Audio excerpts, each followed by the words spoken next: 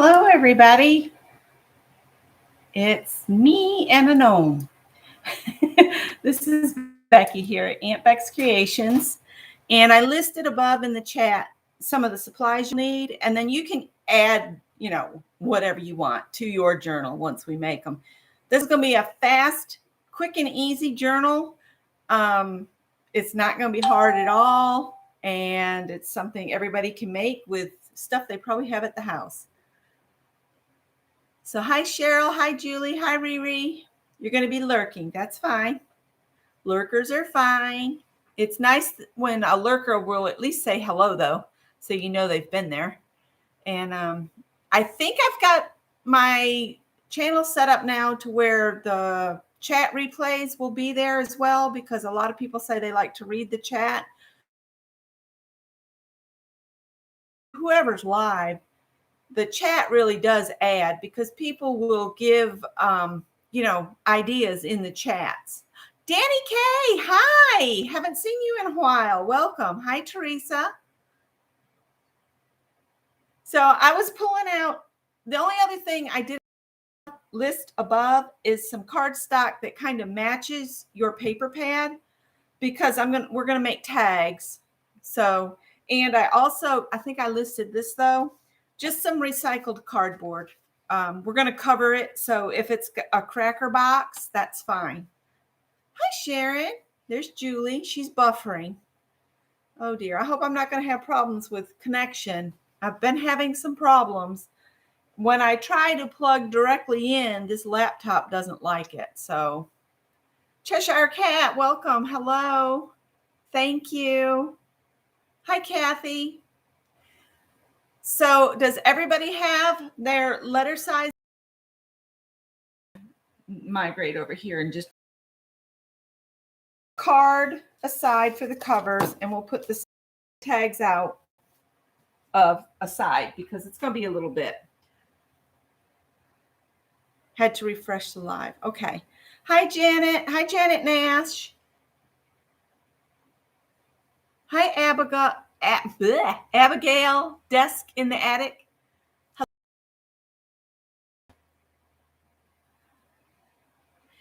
I'm seeing people are having to go out and come back in. So if you're buffering, you might have to do that as well. Hi, Brittany. Getting a nice turnout today. Welcome, everybody. All right. So if you've got your 6 envelopes, we're going to start with those. So you need 6 envelopes the same size.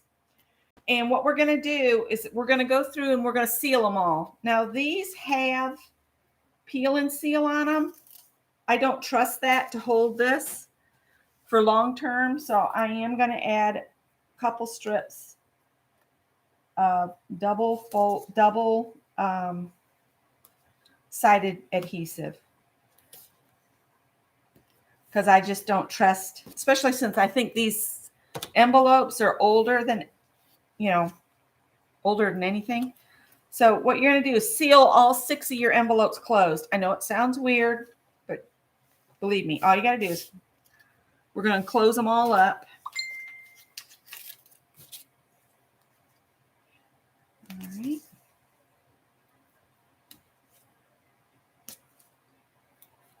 And I'll tell you what I'm planning to do with mine after we get a ways away in here. Get these together first.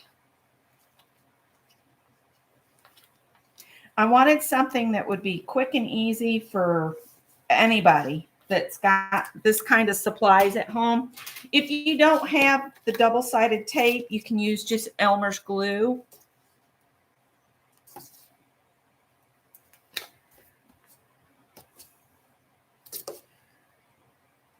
Oh, I'm just thinking, you might also want ink to ink the edges of your paper. See, I went a little too far there. I need to snip that off.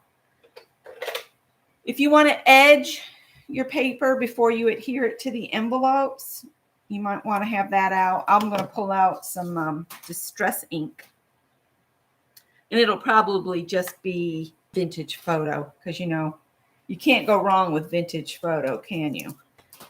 It's either that or black soot, depending on, this is more of a brown calling than it is a black. So, hi, Lisa.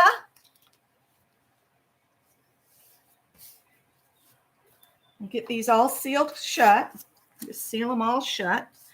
And I learned this in a local craft group I used to belong to. I don't know if they still get together or not. I haven't tried to reconnect with. I am still in contact with one of the girls because she's friends with me on Facebook, but I haven't heard from the rest of them in a very long time, years.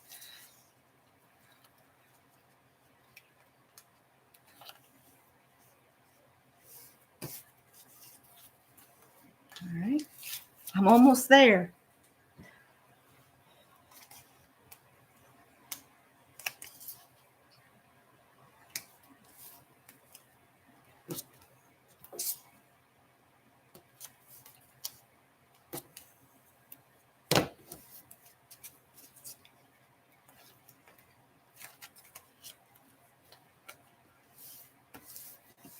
All right, one more. I'll have mine sealed shut.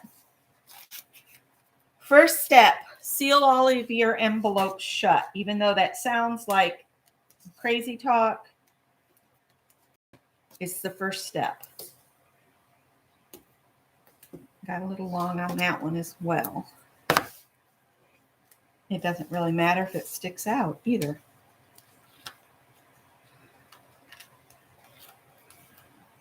All right. So all 6 of mine are sealed shut now. All right. I want you to have them all stacked in the same direction. So I've got all of mine stacked with the sealed part up. Now we're going to trim off just about 1/8 of an inch from the right-hand side of them. Okay. So that's the next step. I'm going to move my paper pad so I can bring my cutter up here.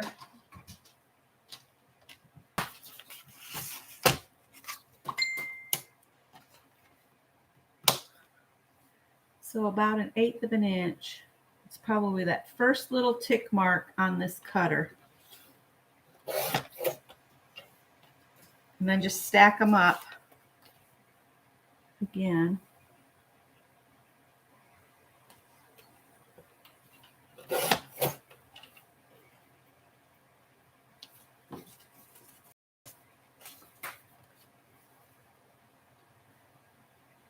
I want to make sure I stay in the shot. I noticed when I was doing the crocheted flowers the other day, I was having trouble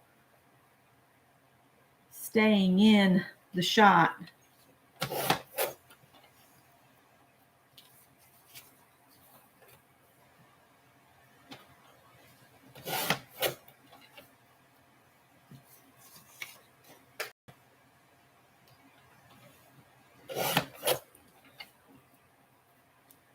All right.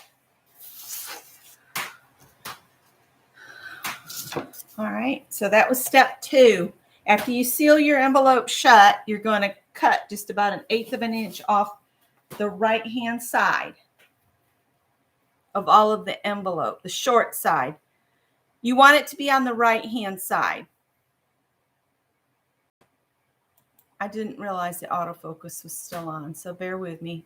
If you've got any questions, I think I caught Mina's. Hi, Ann. I'm going to turn that off.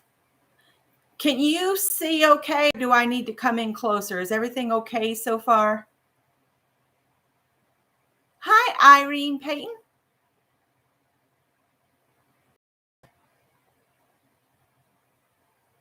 Let me see if I've missed any other.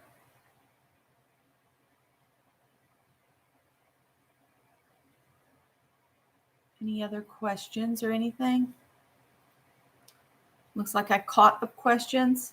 You see fine, okay. Mary, you choose whichever you want. I've got the side that I sealed.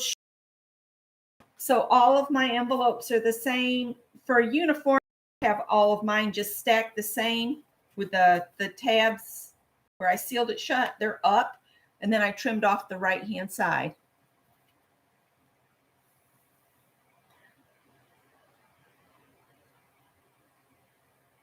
Yes, that's what I'm doing. Now, if you want it facing the other way, that's your choice. You're not going to see it anyway by the time we're done. but it's nice for uniformity of, you know, because the back of the envelope's got different levels because of the tabs and everything. When you're looking through, it might flow better if they all look exactly alike and you're looking through your book. All right.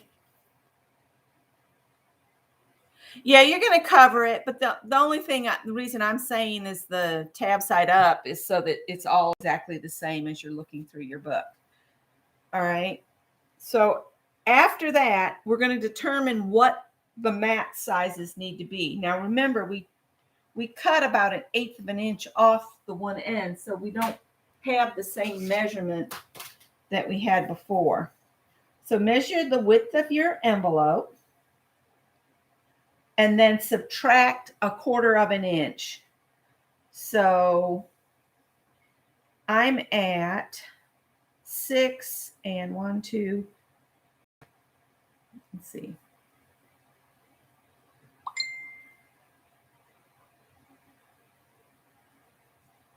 I've got 7/16.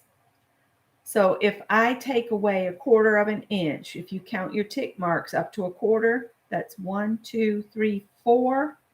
So if I count back 1, 2, 3, 4, it's going to bring me to about the 6 and 3/16. So I would just say, let's cut ours at 6 1/4. It will not be a full 1/8 of an inch all the way around, but that's okay. So if you're using the same size envelope as me, I'm going to do my mats 6 1/4 inches wide by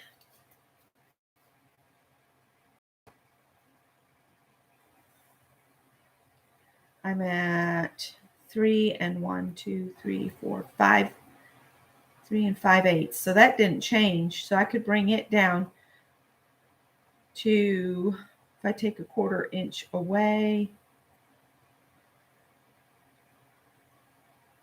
3 and 3/8. 3 and 3/8. 6 1/4 by 3 and 3/8 is what I'm going to cut my mats at. 6 1/4 by 3 and 3/8. I'm going to cut all of my mats that same size. I'm not worried about the covers because we're going to do that last. So I'm going to bring my paper pad up here and I'm going to choose, because this is going to be kind of a small journal, and all of my, and I wanted it to be autumnal. Everybody's, you know, choose the paper that you want to use from your stash. But I wanted to aim for autumnal.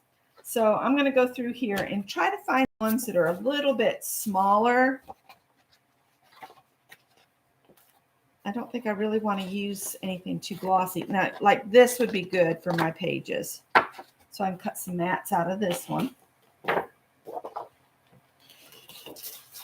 And let's see. The leaves are pretty. I definitely want to use a sheet of the pumpkin for a couple pages. And you want to pay attention to the pattern on your paper. Make sure your pattern runs the same way, the long way. So I'll have to turn this paper to get the pumpkins to run the right way. Does that make sense? I'll show you here in a minute. If you've got sheets like this, go ahead and tear some of them out. I'm going to pull out 2 of these. These are like instant embellishments. If you've got some of these in your paper pad, I know Mary does in her paper pad because I have that same paper pad that she has, but I'm not using that one today. Let's see. I really wanted to use some. I really like this. Pull some of that out. Okay, here we go. Now I'm using a bigger paper pad, but see, I could use these if I just pay attention to, you know, make my mat fit there like that. So that could be a cute page if I wanted to. I'm aiming more for myself just pieces that will be background. This is pretty here. Oh, this is a nice leaf. Let's use this leaf. All right, I think I've got enough here to more than do these for right now. So I'm going to put 2 sheets the way I want them to go. You can cut up to 3 sheets with these little cutters, but the height needs to be 3 3/8. I want my pattern to go like this. So I'm going to do the height cut first. That's the 3 3/8.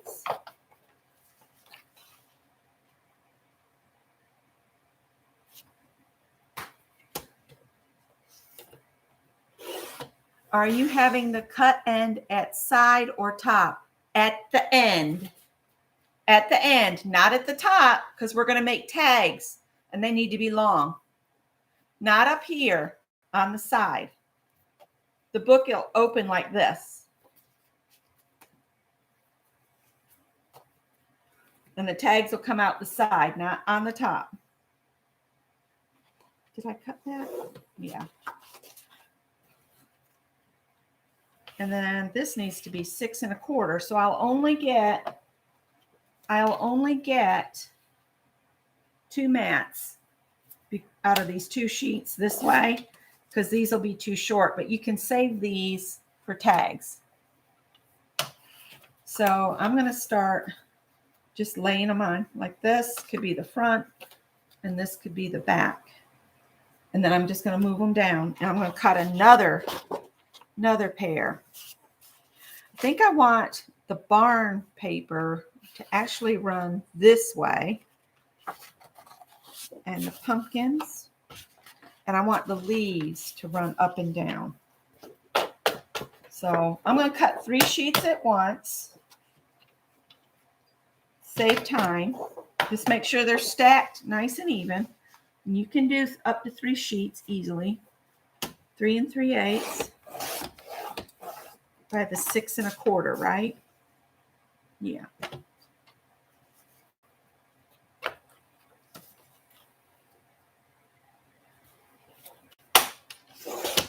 We'll save those aside. So there's one for the pumpkins. And then I've got the barn. But I'm going to cut another one. Cut some more. 3 3/8.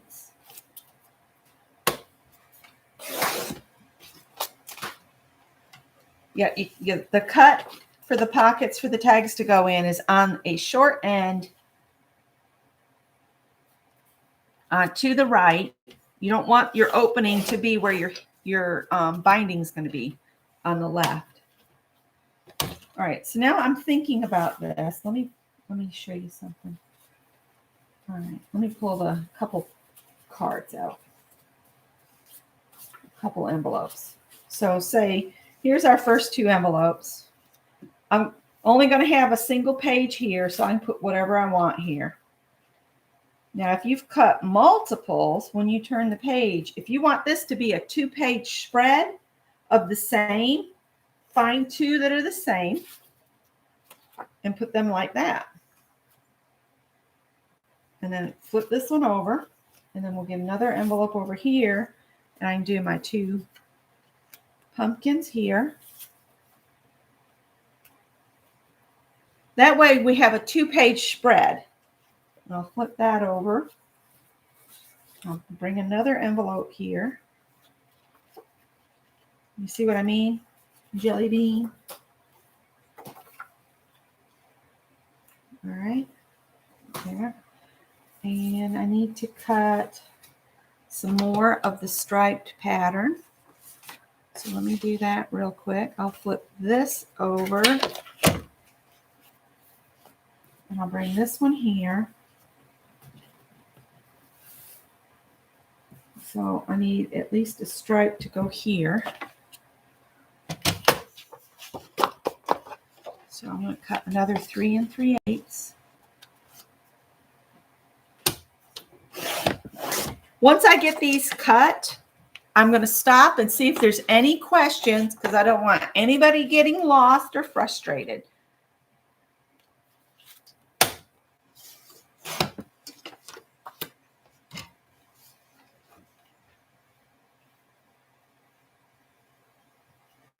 So then I've got one more where I need a 2-page spread. So I'm going to put that there. Is this the one that's got the green? It is. So I think I can get one more width out of here. So that used 5 sheets. To get what I have, I've used 5 sheets of 12-inch paper.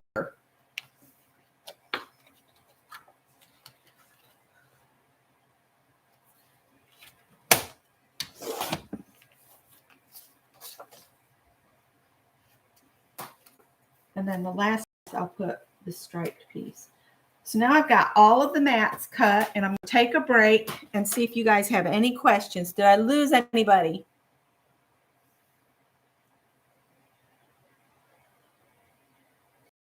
Time for questions. If you have any, let me know. It takes you too long to choose the paper. I just choose papers that I like, and then I start cutting. And I choose about 5 sheets, and that way it's the same 5 that kind of go together. Can make up a journal really quick this way. If you wanted to, you could use a different colored envelope. If you don't like your white envelopes, like you could get inexpensively, you can ink your envelopes. Like we could take this envelope now and just ink along the edge and ink the edge of your paper and then put it down. So I don't know, are y'all okay with the white edges, or do you want me to take the time to edge it with the ink? Yeah, take your time, write down the instructions, and then you can come back to it. All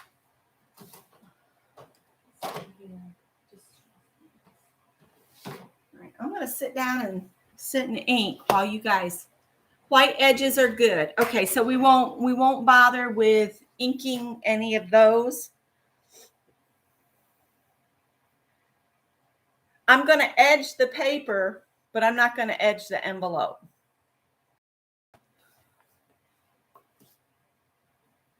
Yeah, and Brittany's throwing out an idea. If you wanted to, you could washi your edges.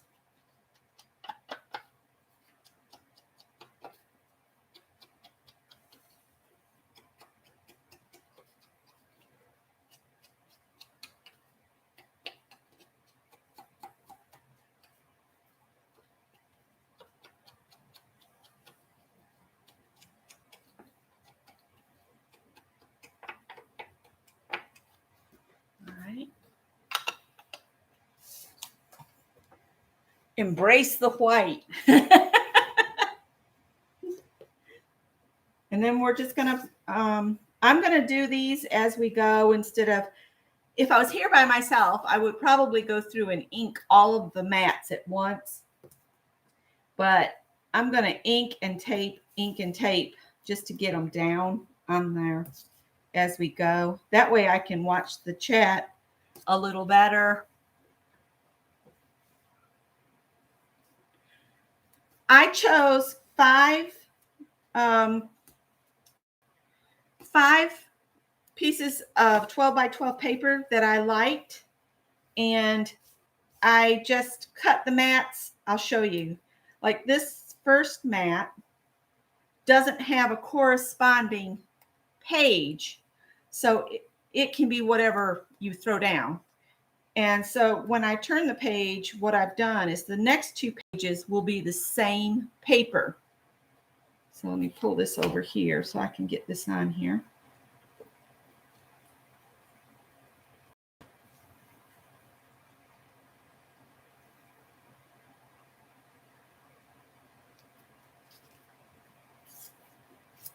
And the reason I pull up just the tails like that is so that I can get it positioned before it grabs it like a vice grip. You know, that double-sided tape sometimes is kind of harsh. Okay. So let me put this over here. So this was here. Then I'm going to flip it over, and these 2 pages will be the same. So it's not going to matter as long as you put when they're across from each other. If you use the same paper, it's not going to matter. I was just trying to think of a fast and easy project that you could put together and then utilize in any way that you decide you want to. But this is my idea for my little journal, is in Phibbsville. I'm going to do it in Phibbsville because most everybody's there on Facebook. I'm going to put a file up, and what I want everybody to do is whatever holiday you celebrate the most, because I know Canada just had their Thanksgiving. We'll have our Thanksgiving in November, then Christmas. What holiday dishes do you make every year? And I want you to share one in the group. And then everybody can copy it down on a recipe card, which will fit on here, or you can type it out and then make sure it fits on one of these cards and just mount it on top of here. And you'll have your own holiday cookbook of all the Phibbs favorite recipes. Because think about it, if you put a recipe here, on the other side of this, on every single one of these, then on the tags, if you put a recipe on both sides of the tag, you could have so many fun recipes to try. So I was thinking if everybody shared just one holiday favorite recipe, it can be a main dish, it can be a side dish, it can be a salad, it can be an hors d'oeuvre, it can be a cookie, a cake, whatever you want to share that your family absolutely adores. That's my idea for this little book. So I will put my recipe that I'm choosing to share and get the file started and then leave it open so everybody can get to the recipes and add theirs. If you are not on Facebook and you want to participate, you just need to let me know. And what you could do is you could email me your recipe. And then when the recipes start coming in, I can copy and paste and email them back. I'm going to offer that up for anybody that doesn't want to deal with Facebook, because I know there are some folks that just don't want to do Facebook. And I understand that. It's fine.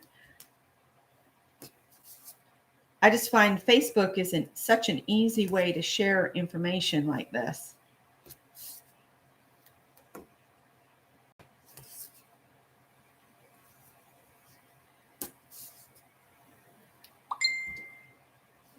All right. I'm putting the adhesive on both of these because we've inked both of them.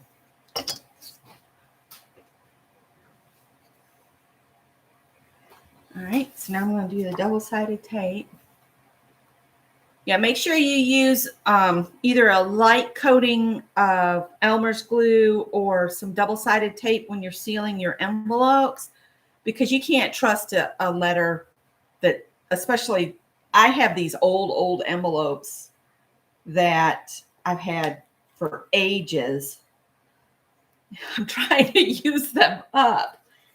Now, I don't know how many people are into Halloween, but I would say you could probably take my plan for the next little journal I do and turn it into whatever you want.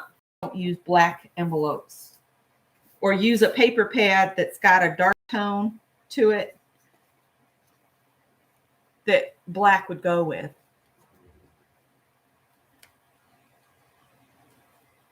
Okay, that's fine, Janet. Thanks for letting us know, because then I'll know what's going on. Teresa, bless her heart, she has so much trouble chatting and getting into rooms and stuff that I just don't understand. Just don't get it. Janet, thank you so much for putting all the steps in. Like I said, this is easy. All right, I'm going to turn the page. turn this page. I got to get a sip of water because I'm getting a sore throat from talking too much. And I've got a candle burning. I think I'm going to put it out.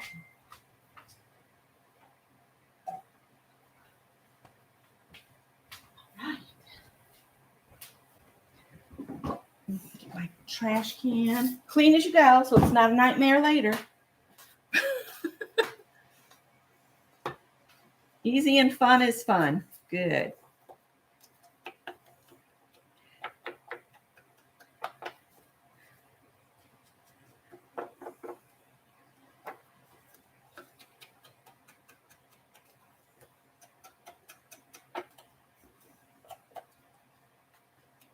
I'm trying to decide which recipe I will share.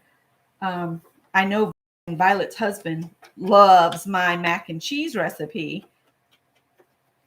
but I have another recipe that I like to make that I think would be fun to share. And my mac and cheese recipes on my blog, my food blog that I write or share stuff with, that corresponds with our Life for Us.blogspot.com, where I share posts about things Scott and I have done with photos. So if anybody didn't know that, we have a blog as well. Scott has a blog as well, but he's not as good at keeping up with it as I am. And since finding YouTube, I found that I am not writing on my blog as much as I used to. I used to every morning before I discovered YouTube. I would get up, I would read friends in the box blogs, and I would write my blog post. And that's how I would spend my morning, is reading blog posts and writing my own. And now I might write a blog post, once every 3 or 4 months. I'm trying to do better. The main thing is I hate trying to type a blog post on my laptop. I don't know what it is. I can't stand it. I have this wonderful keyboard on my desktop, and I just bought myself a new monitor for that. And wouldn't you know, as soon as I got the new monitor, the hard drive crashed. So Scott had to get a new hard drive and move everything over. Thankfully, I don't think I lost anything. All right. Remember, if you've got a directional print, make sure you're right side up when you put it on there. Hi, Barbara. Hi, JL.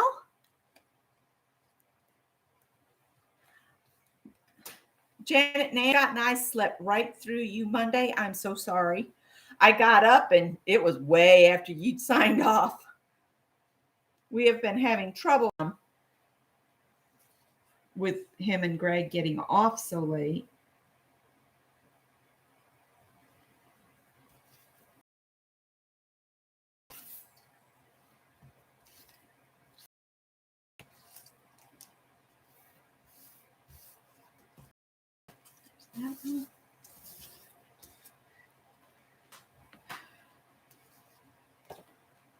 I got a new, you can see where I've been practicing. I got a new date stamp. It's one of those that's a re-inker, where it pops up in itself like here.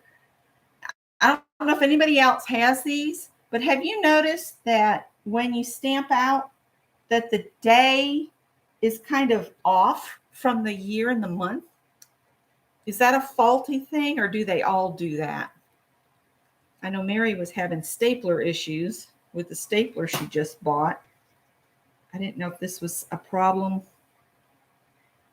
with these or not.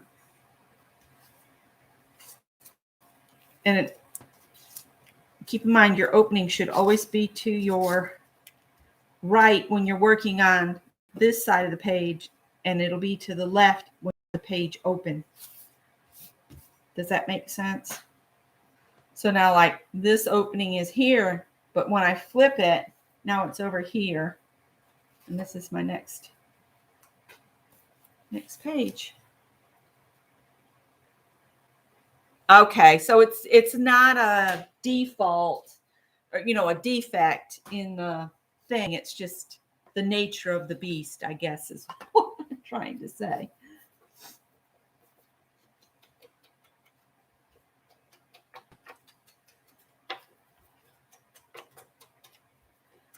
I don't know. Some people like to ink with it on the table. I just find I get a better effect if I hold it in my hand. So what is your preferred method for inking edges? Do you hold it like I'm doing, or do you put it on the table? I'm just curious.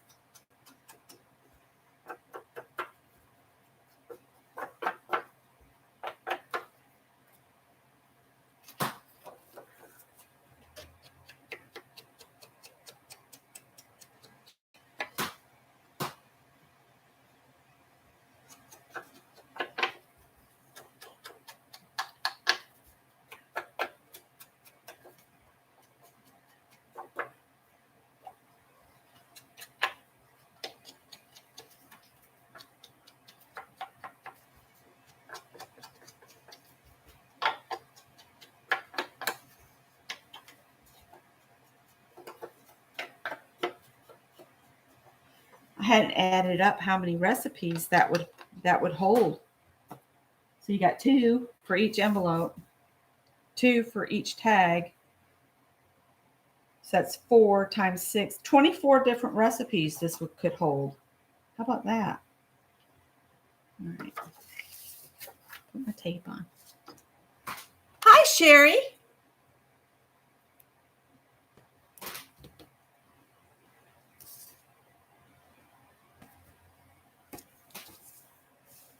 Depends on the thickness of the paper. Okay.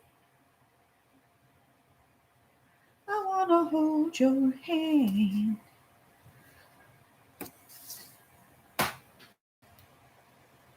Oh, good. Now that Carolina Wren has quit coming to the front door, I filled the bird feeder. The little beastie's been making noises at me all morning. From one porch rail to the other. So that'll go there.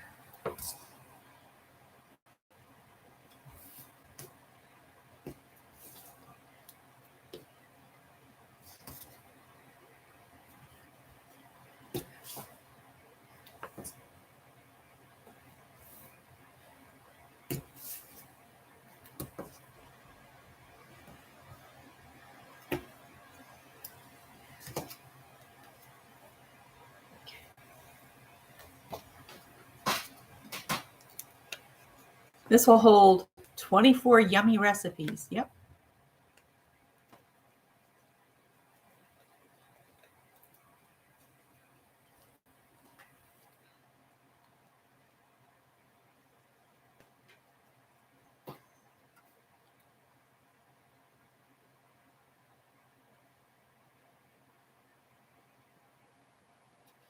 You might want to hold your embellishments until you've installed your recipes. Like some of those cards I just printed off. I mean, not printed off. I told you to pull out and save aside. They're pretty large, but maybe you might want to just put one of these on the front of your journal if you want to. So what I might do is put the give thanks on the front or the gather and just put it on the front cover. That's what you could do with those, and then save all your space inside for recipes. Oh, also you could put recipes on the backs of the covers. So that's 2 more recipes that you could put in your book.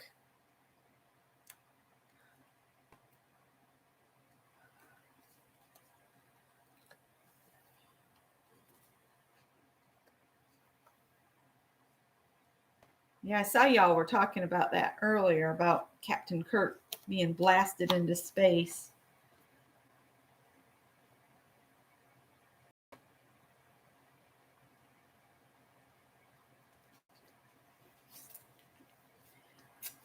Oh dear, did that rip? No, looks like it pulled it all the way off.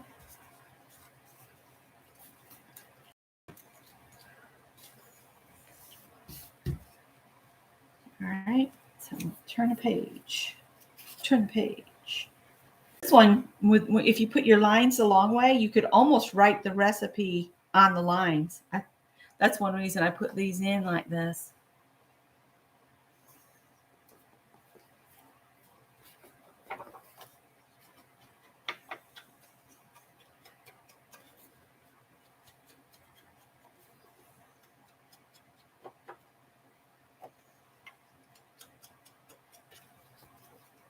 I have mixed feelings about the whole situation because, well, maybe I shouldn't say anything. I might get angry comments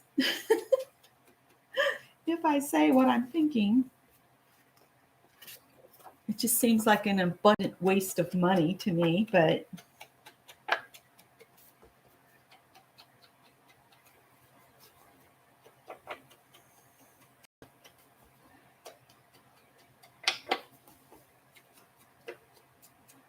I guess I was just raised to cover the basics.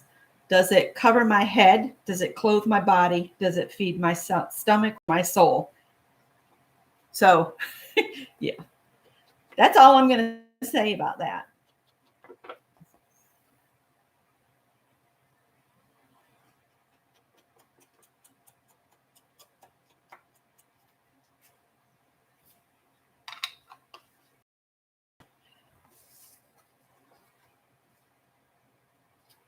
Yep. Kathy feels me.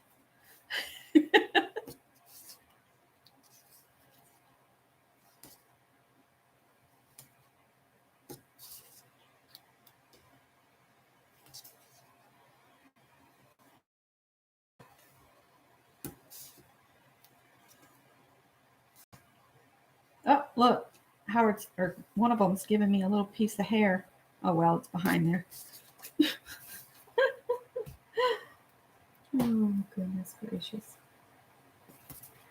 So I made a purple cape, and it's a gift for someone. I probably won't save it till Christmas. I'll probably give it to her before then. But because we don't do exchanges at Christmas anymore. But the reason I'm sewing with purple is Michelle Sews Again has a challenge out for the month of October to raise awareness, and she also has a link to the Alzheimer's research area if you wanted to donate for her in memory of her father, who she lost to dementia or Alzheimer's or whatever they're calling it these days. But the whole thing is hashtag sew purple to end ALZ.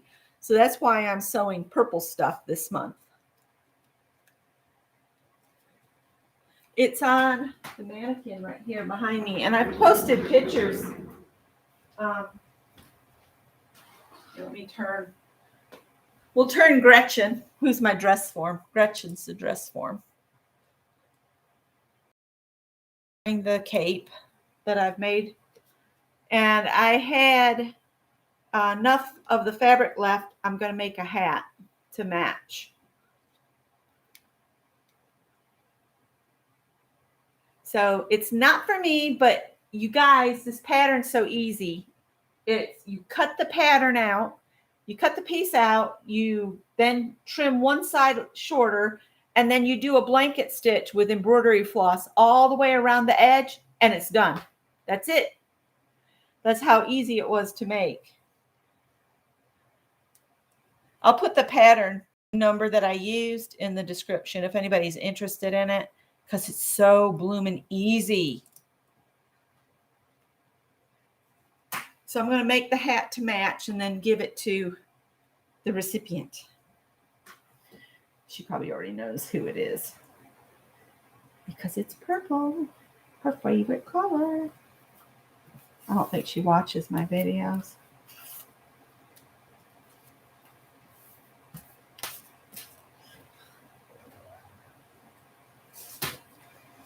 All right. Oh, Melissa's here? Hi, Melissa. Welcome. It is a fleece fabric.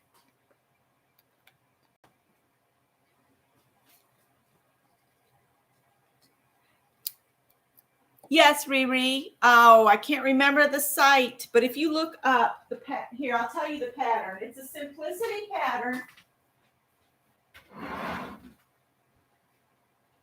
Oh,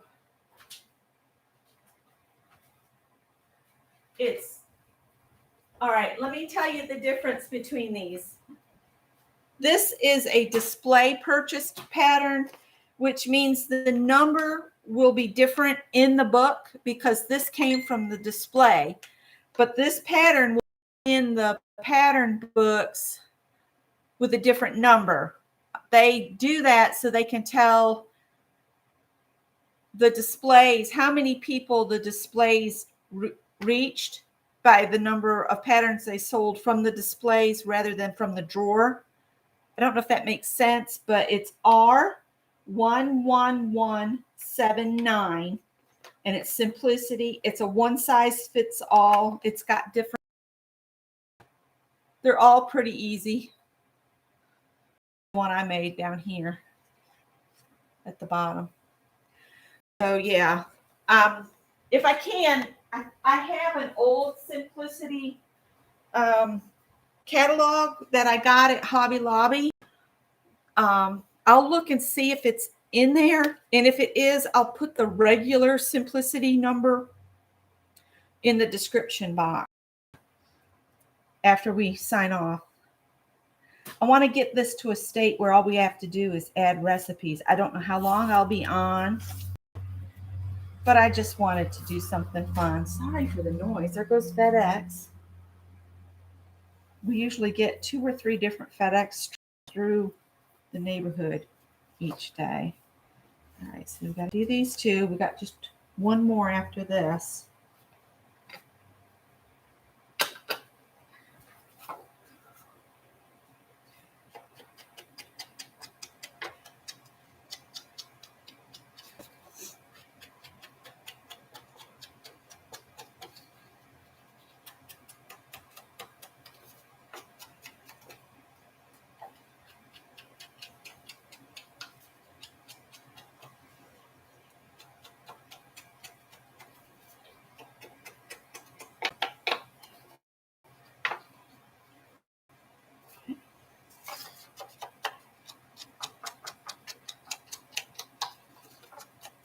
How's everybody doing? I know some were playing along with me. Some will do it later. But I thought how fun it would be to share recipes our families love. If it's just one per person, I'll see how many people, participate with it. But then you'd have maybe some new recipes to try that have been tried by another family and they're good. It's always good to get tried and true recipes, isn't it? Time for another sip of water. Hi, Brenda D.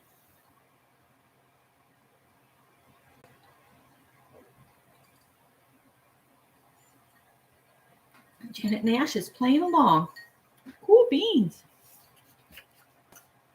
I was hoping I could reach more people by coming on earlier than 7 p.m. And I kind of like the 3 p.m. time.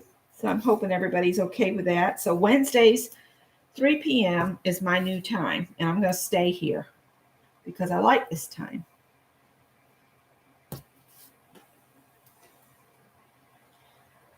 And I think I'm going to start doing some standalone videos again, too, that are just like 10 minutes long. Because I've found that I've lost touch with people that would come for a 10-minute video, but not stay for a long live like this. So I want to get back in touch with them, like Karen Brake and some of the other gals that used to come and see my videos all the time and would leave comments.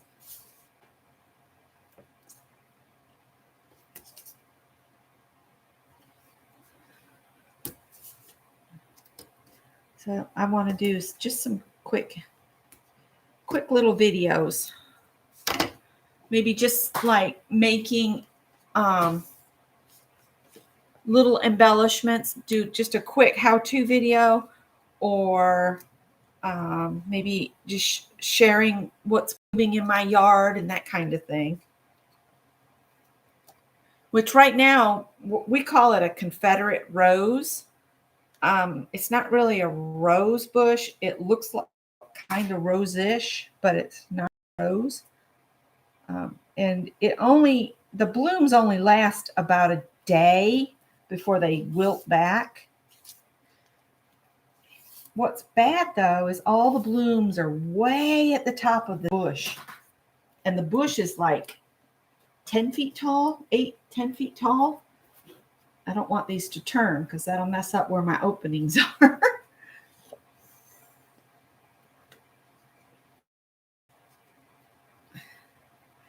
And Scott and I were talking about getting the magnolia tree cut down because I'm so sick of cleaning up after that thing. And we're afraid of it falling on our house or the neighbor's garage. So it was damaged probably 20 years ago, maybe 15, by an ice storm. It's got all this dead just hanging in it. And we're afraid it's going to do some damage to either one of our sheds or the neighbor's garage.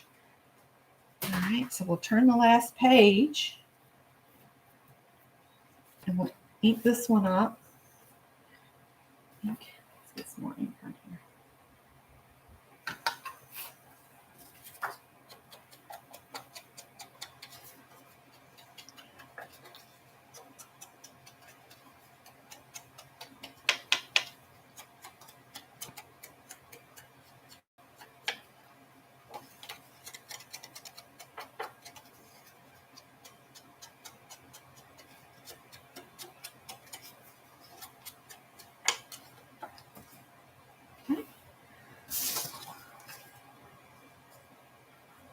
Oh, okay.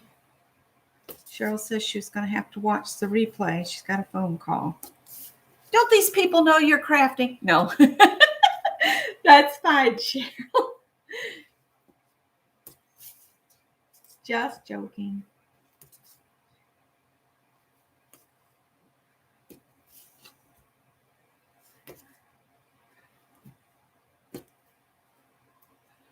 Whew.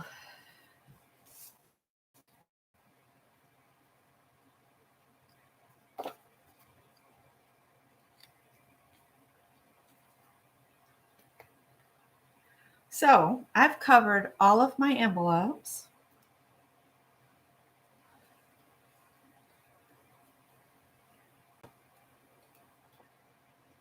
So let's figure out tags next. Actually, no, we'll do the tags last. Let's do the covers next because your tags will have to fit inside and you've got to leave them for the binding. So let's go ahead and do our covers next. Now, the covers I want to be slightly larger than my envelope.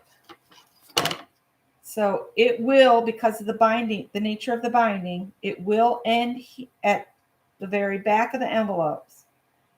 But I want it to come a little bit past the envelopes. Not much, just maybe 1/8 of an inch. So covers, let's write covers. Put it on my mat, then I'll remember what I've told you. Covers, we're going to cut at 6.5 by 3 3/4. And you need 2 of those, 2 covers. Make sure I put this back the way it's supposed to be. There we go. So 6.5 by 3 3/4. And I set it aside out of the way. There we go. And it can be any kind of cardboard. This might be wide enough. No, it's not. I got 2 different kinds of cardboard, but I'm not going to worry about it. 6.5 by 3 3/4. 6.5, 3 3/4. And I always throw the little pieces of card back in my bag of card. Yeah, that's going to be perfect. 6.5.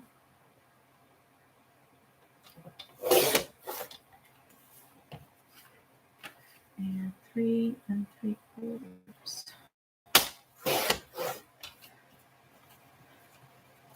Put these back in my bag because those could be the sides of a box. All right, so make sure I got them the same size. That would not be good. So pick out a piece of paper from your pad that's big enough that we can wrap over the edges. Of course, I'm using 12 by 12 paper, so anything, whatever you choose for your covers. You don't want anything with a border because we're going to wrap it around the edges. That doesn't say on to me. Let's see. This could be pretty as the covers.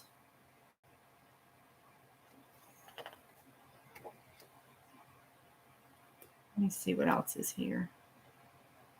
I could almost wrap this over.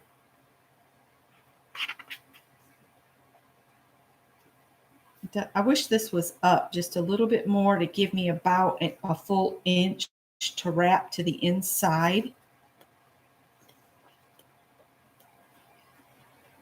Now that could be pretty. That could make it more visible. I think I've got 2 sheets of that because I think I might can get it out of one. Let me try. So let's add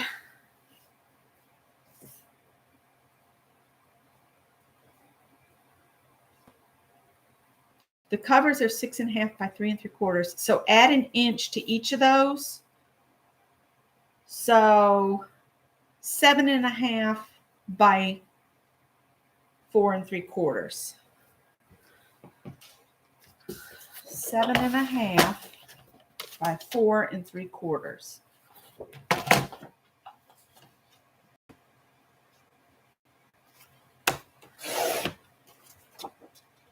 And a half,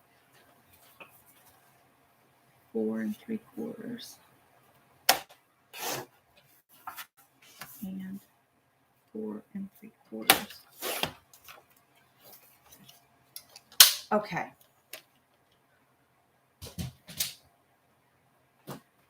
So now what you want to do, turn this over.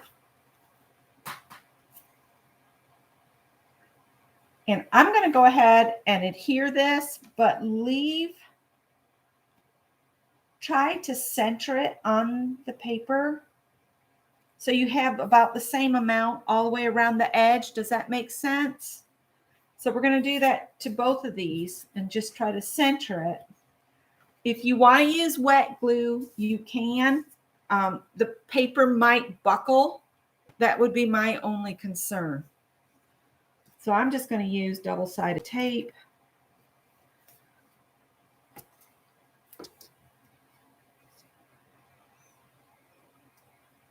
And I definitely want some in the middle of this as well as on the edge. You know, so it's all adhered down.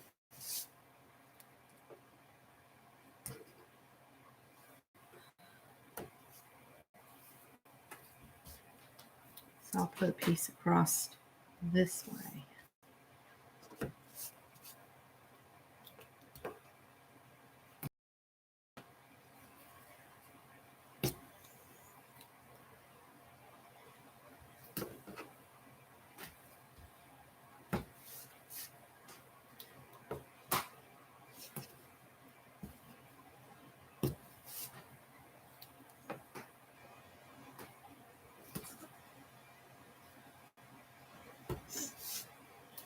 Right. course, we have to take the one off in the middle all the way off. So you just want to be careful when you're setting it down not to let it grab too quickly.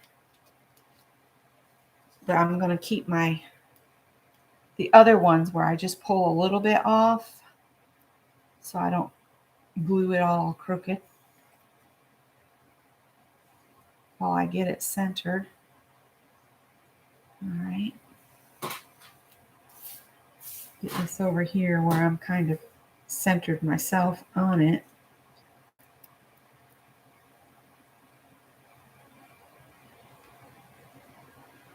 All right. Push it down and then pull these away.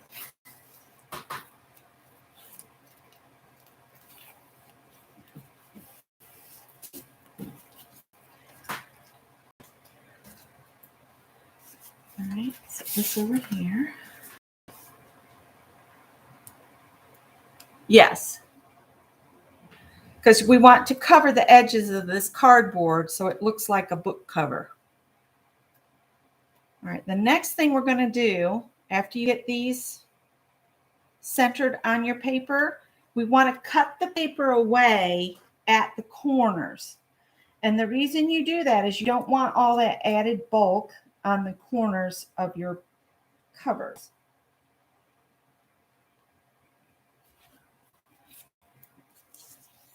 So this is like an online recipe exchange, and I just thought that would be fun. All right, this is what I'm going to do. If you've got a bone folder or whatever, I like to crease along the cardboard a couple times. Gentle, you don't want to tear through your paper. So just do it on all four edges, right along the side of the cardboard you're using. I do this first.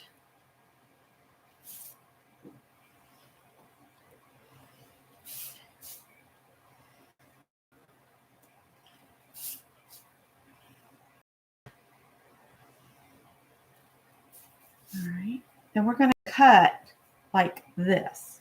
You want to come out just a little bit from the corner of your cardboard. You don't want to cut right up to the cardboard. You want to leave a little bit. If you need to mark it with a pen or anything, you can. So like if you wanted to, you could take your ruler and just do kind of a diagonal across here, but leave a tiny little bit of the paper and then just mark it with a pencil or pen, whatever you've got handy. We'll use this pencil. So I'd cut to the outside of my paper, or my pencil line, just so I'm leaving a little bit of paper there. I might have got a little too close on that one. See, I've left just a tiny little bit. And when you use the ruler, you'll end up with the same lines, basically.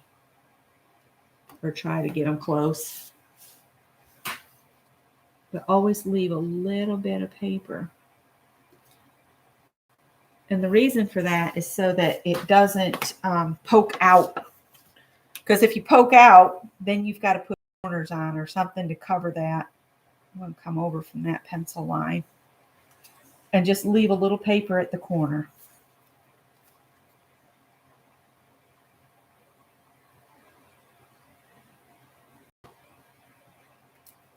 And I'm leaving a little bit of my pencil line there so that I have that corner covered. This one I got way too close. So come over. But the pencil line does give you kind of a guide. All right. You can keep those if you're doing clusters, but I'm going to put them in the trash.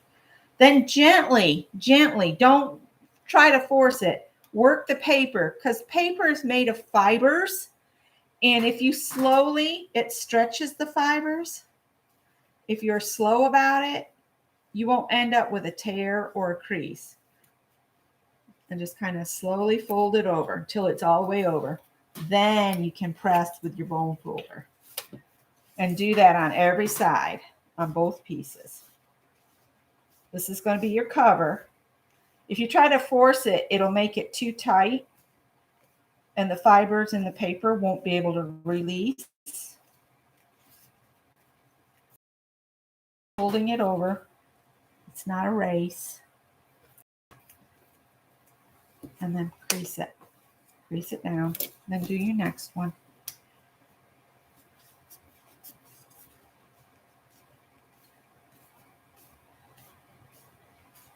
You might think it's no big deal, but if you can take your time to stretch those fibers, it'll lay so much better for you.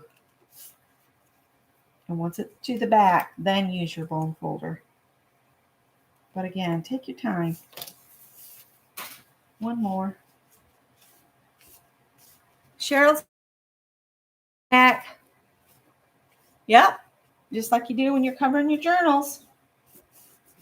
This is just a recipe journal. Recipe journal.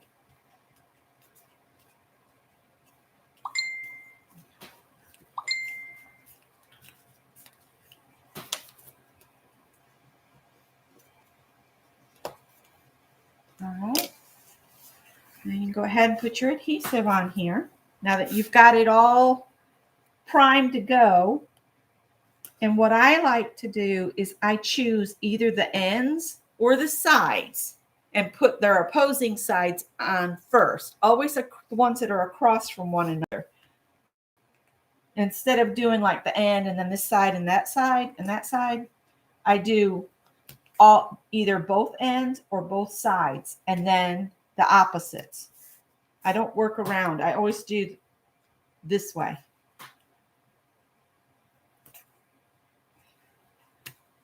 I don't do adjacents. I do opposites. Put it that way. That sounds better. So for this one, I think I'm going to do the long edges first and then bring the short edges in. So I'll just peel this off. Bring it on over. And then turn it and do this side. Because you've already creased it good, it lays so nice, smooth. All right, so now you got both sides done, then you do your ends. And you get nice, pretty corners. Like so. And because you've left the paper there just a tiny little bit, you're not going to get your cardboard showing through. All right.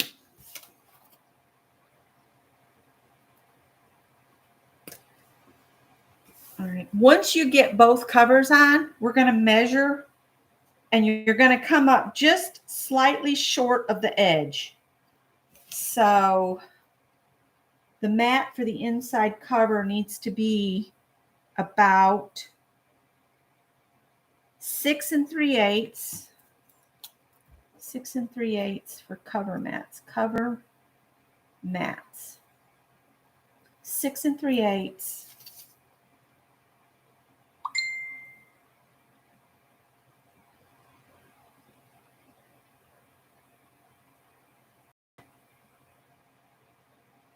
By 3 5/8.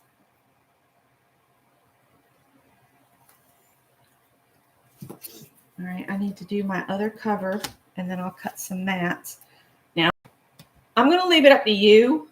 If you want to, like if this was my front cover, when I open it, I might want to put this pattern here. So we keep that theme of the across from each other. And I think that's what I'm going to do for mine. So I'll get another piece of leaf pattern out. All right, so let me put that on there.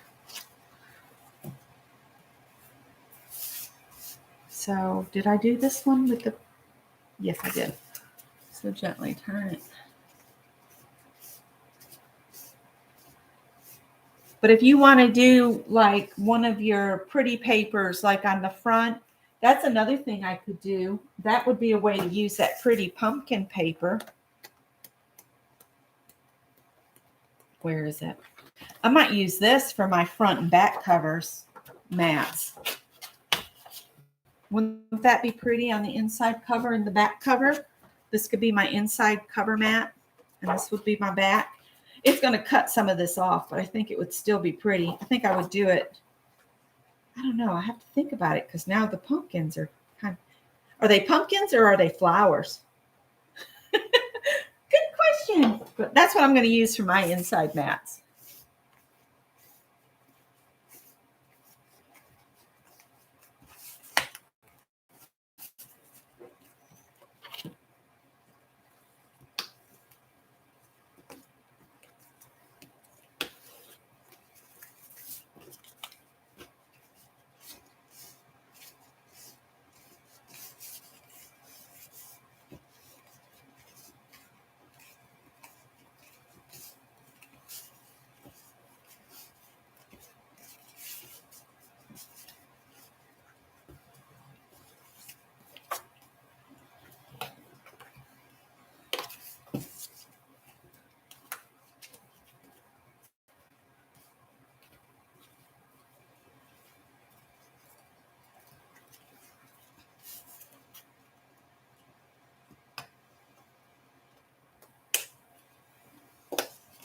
That worked out pretty good.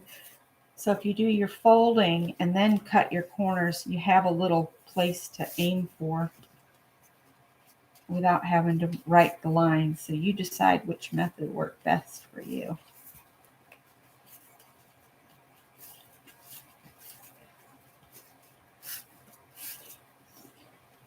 Another way to think about taking your time with the paper is when you were in high school or whatever and you wanted to make something soft to blow your nose. I don't know if anybody had to do this or not, but I did because my school never seemed to have tissues around.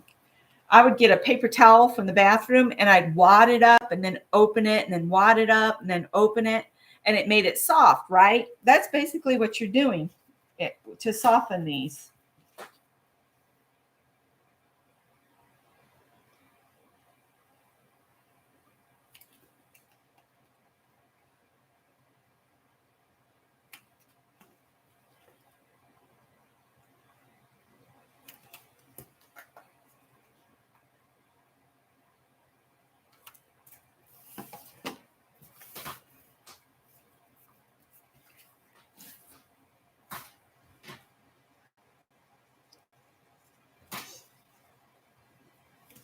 You know, you guys, when we moved back down here, I purged a bunch and I accidentally purged all my Christmas paper. So I don't have any Christmas, I don't have any Christmas scrapbook paper. I have a lot of autumn because, you know, I love autumn, but we could do another little journal like this for Christmas time and do a cookie exchange if you guys would like to do that. And I will have to buy Christmas paper. Let's see, I want to do the long ends first.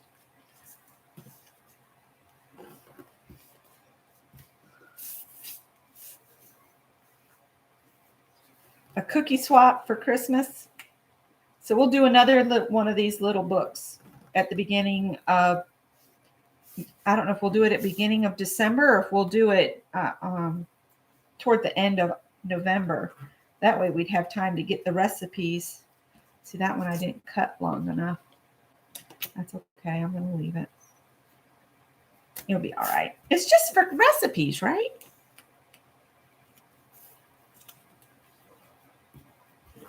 All right. So I need my mats. And I'm going to cut them out of that pumpkin paper. So my front and back cover. So there's our little envelope journal. Make sure when we go to bind it that all of your openings are to the right or you'll be in a pickle. And we're going to do the binding that Tanya taught us. I pulled the sheet out so I can remember how to do it. So you'll need some kind of twine or something. 6 3/8 by 3 5/8.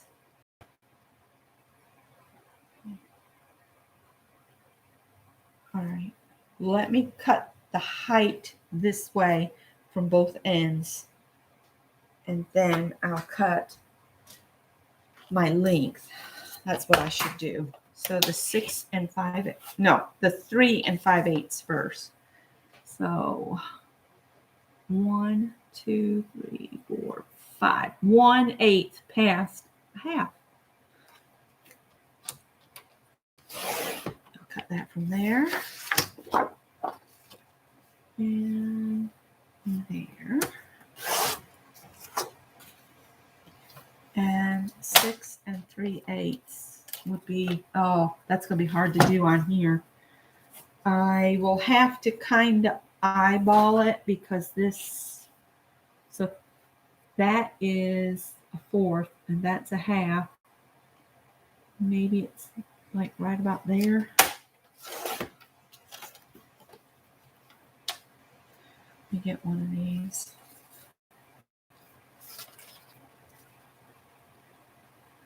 That's pretty good.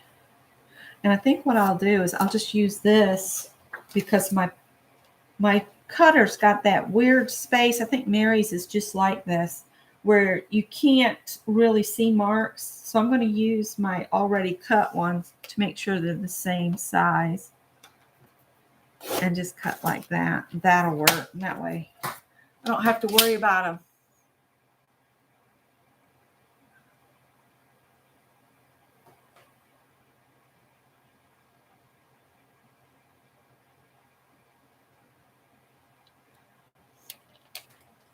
Oh, I have a delicious fruit cake recipe that's a fermented fruit cake. Y'all ever made the fermented fruit cake? I would need to start that now to have it to give as gifts.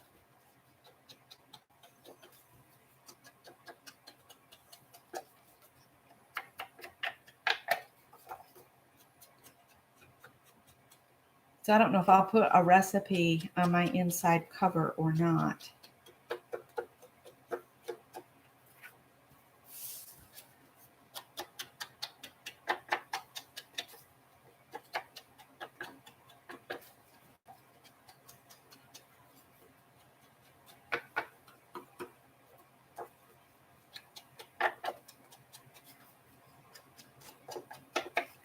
All right.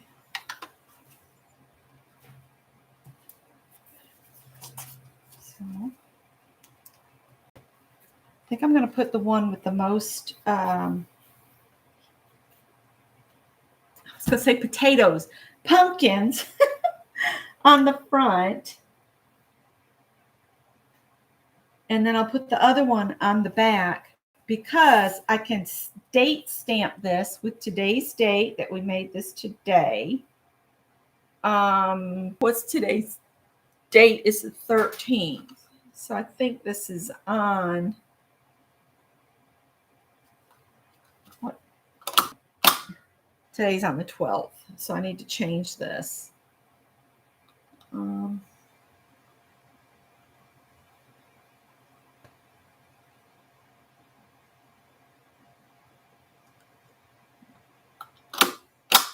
All right, I'm going to do this right now.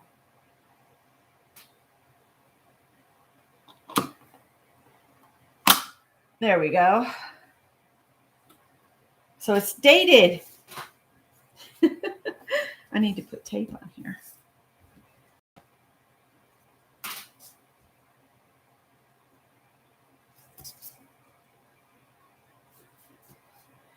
Because this is going on cardboard, I'll put a piece across adjacent to.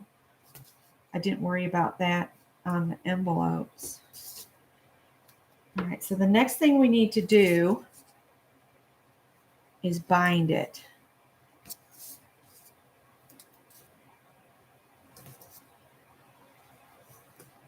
This should be fun.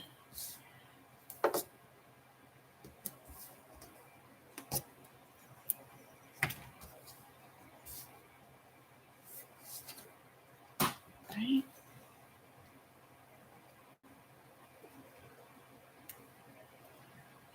Is everybody doing okay?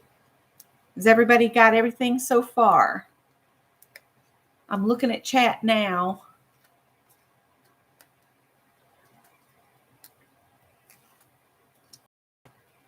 What are you putting on the other side of the envelopes? What do you mean on the other side? They're all covered. I'm not sure, Julie.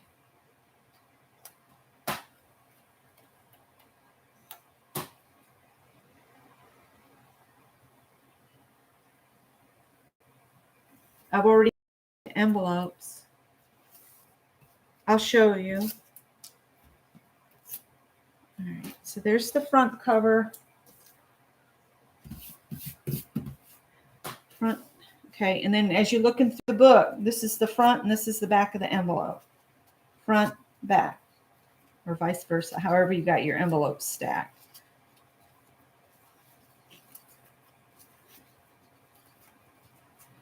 Okay.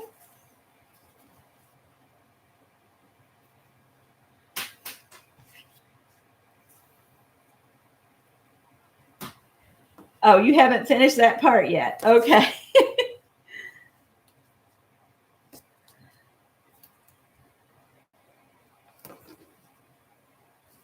Whoops. And for anybody that's new, that's, checking out my channel, that has started following me because of the sewing I did for Project Dress a Girl, welcome. And this is the kind of crazy thing I get up to. We do all kinds of things on my channel. That's why it's called Creations. It's whatever I dream up that I want to do and share. That's what pops up on here. So sometimes you might get an art project. Sometimes you might get a craft project. Sometimes you might be cooking. Sometimes you might be sewing. I do a little of everything. Sometimes you'll get me and my husband doing a home DIY. Although I think we're going to move all the DIY stuff to Scott's channel. I can't remember what his name to. It used to be Tool Using Primate.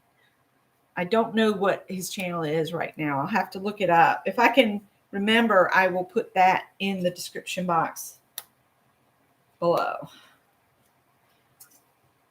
And I keep telling him, I said, we need to do that saw video for Mary so that she knows what all the different saws are and what they do. And because I had told you we'd do that. Him, when he's not just flat out exhausted, is the issue. All right, so now we're going to do the binding.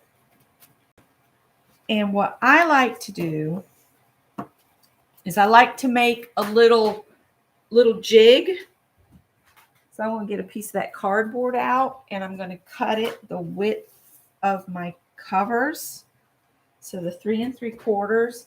Don't worry about the depth because we're just going to mark on it. So I'm going to cut this at the 3 3/4. Actually, I should cut it at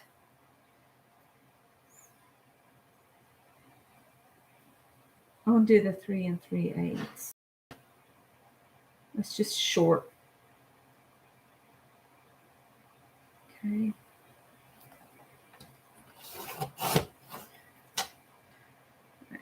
Toss that. All right, so let me see if I can find the center of this.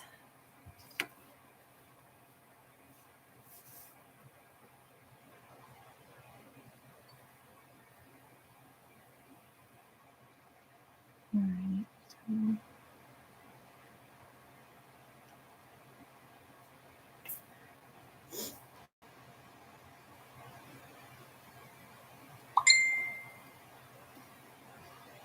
1 1/2 and then 1 2.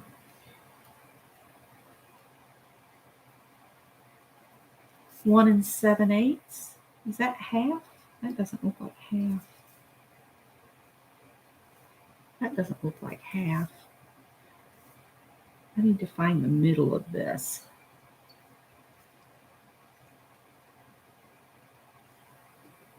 One and a half and 1 1/2 is 3. And then I've got 1 2 3/8 here. 1 2. So maybe back here would be better. So that is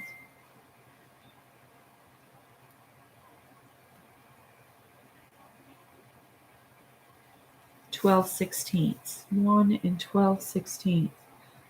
Would be better if we had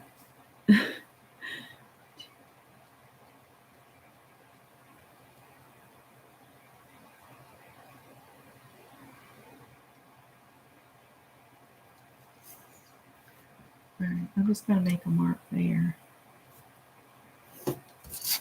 And then I think I want to do 3/4 of an inch from each end.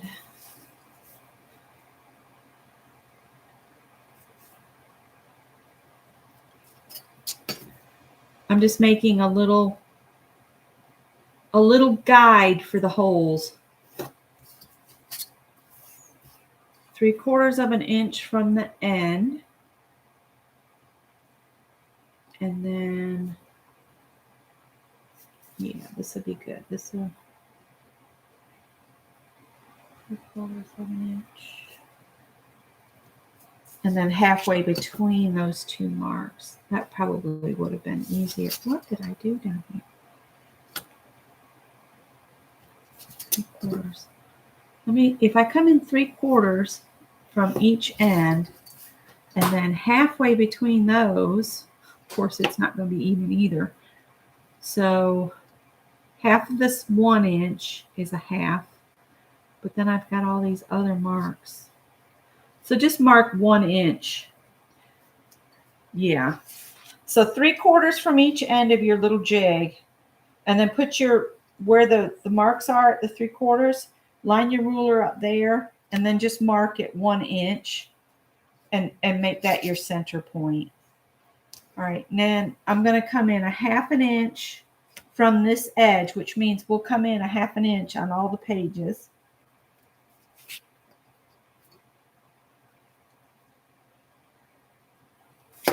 And then we'll mark it. And what I'm doing is I'm making a jig so I can just set it on here. All right. Now, the thing I didn't look up earlier is what I need now. Think about this. Oh, there it is.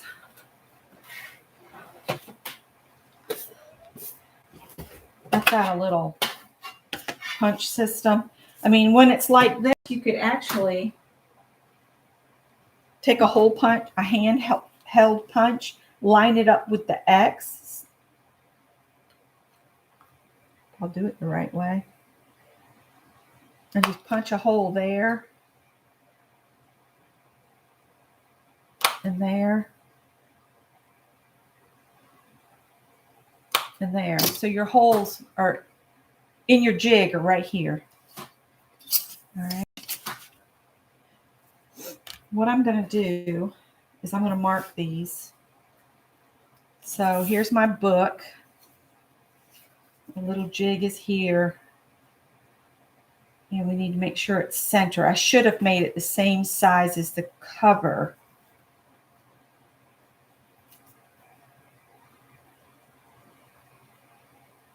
It goes this way, like this. So I'm going to center that on there like that. I'm eyeballing it, but if you want to measure it, you can. I mean, that's 1/4 of an inch there. So I need to come down toward this side so it's even just a little bit. So it's a 1/16 smaller than 1/4 of an inch. And that's about, makes it dead even. And then I'm just going to take a pointed Sharpie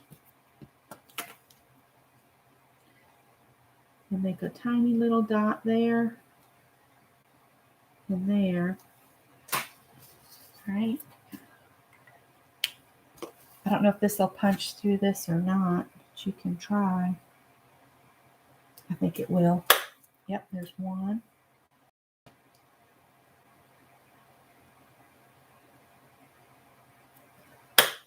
2,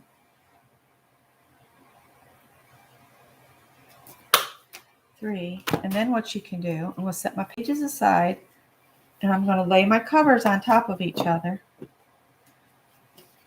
And again, I'm going to mark with my pen. Please repeat the hole measurements. Okay, so this little piece of cardboard that I cut off for a jig is 3 3/8 inch long. Okay, then you're going to make a single mark that's a 1/2 inch from one edge. So this mark here is 1/2 inch from this way. So 1/2 of an inch from one long over here. So that's a 1/2 inch. Then from each end, from here in is 3/4 of an inch. 3/4 of an inch.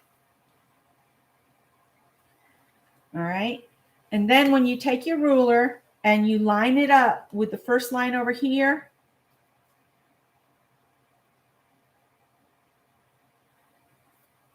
it's actually, I said 1 inch, but it's actually 7/8 of an inch from here to the center, and from here to the center, they should be 7/8 of an inch. So almost a full inch, but not quite. Does that make sense?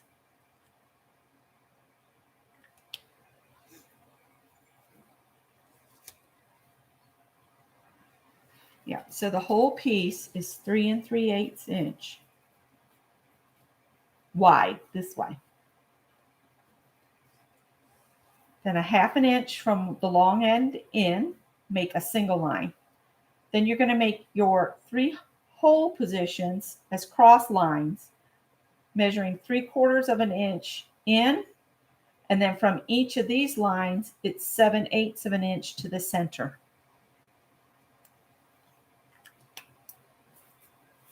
I don't know if you can even see that or not.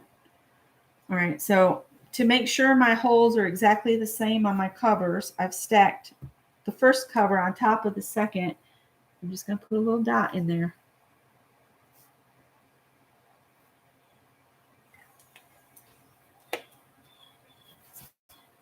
And I'll punch those holes.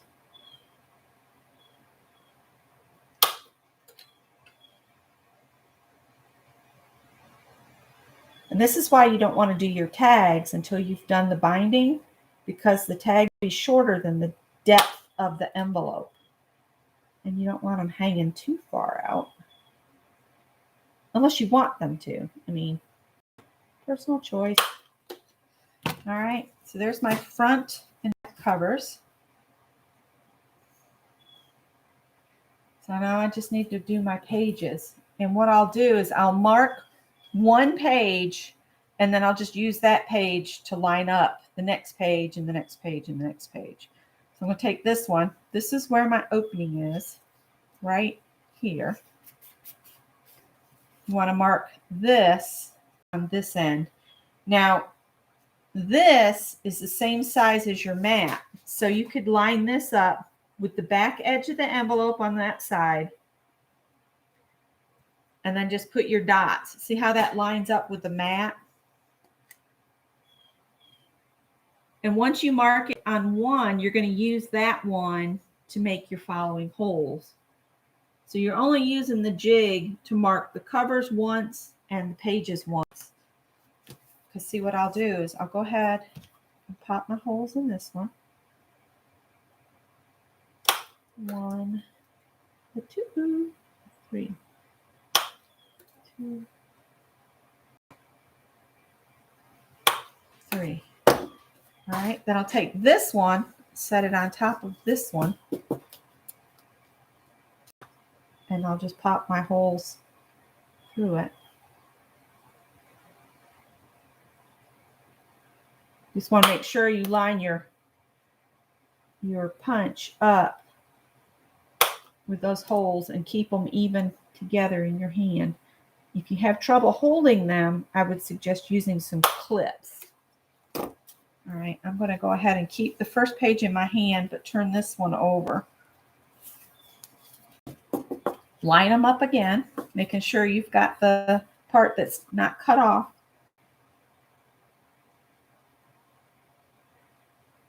It takes me a minute to line them up because my hand, for some reason, is wanting to jerk.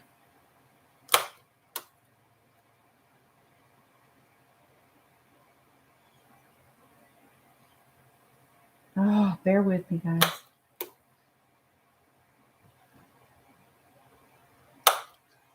Okay, so then we can turn that one over there. Grab this one, line them up. Bye, Kathy.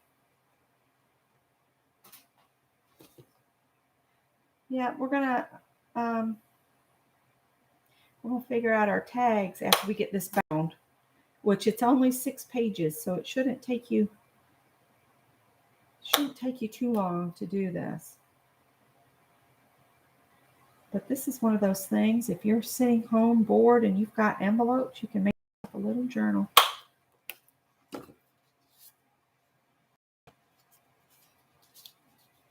And don't stress yourself out if the holes don't come out perfectly even. There's no reason to stress yourself out. This is just something to do for fun.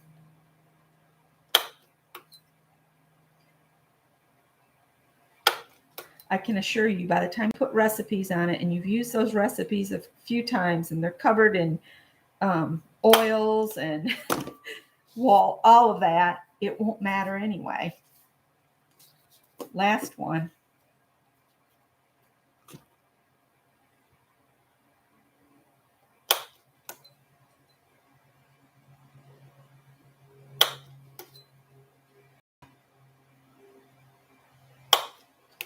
Good. All right, and we'll turn the whole thing back over.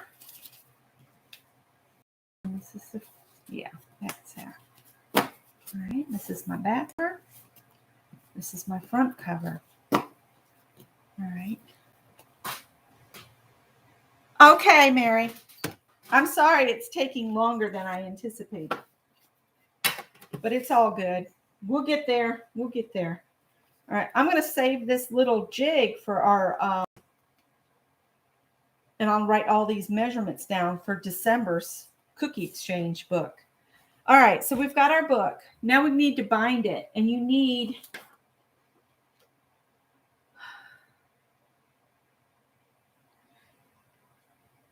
three inches of cording per the number of pages. So if we count our pages, that's 6 pages plus 2 covers, right? So 6, 7, 8. 8 times 3. So you need your links to be about 18 inches long. 18 inches. So this is 12 plus 6. And I'm going to cut another one of those. What time is it anyway? 4:35.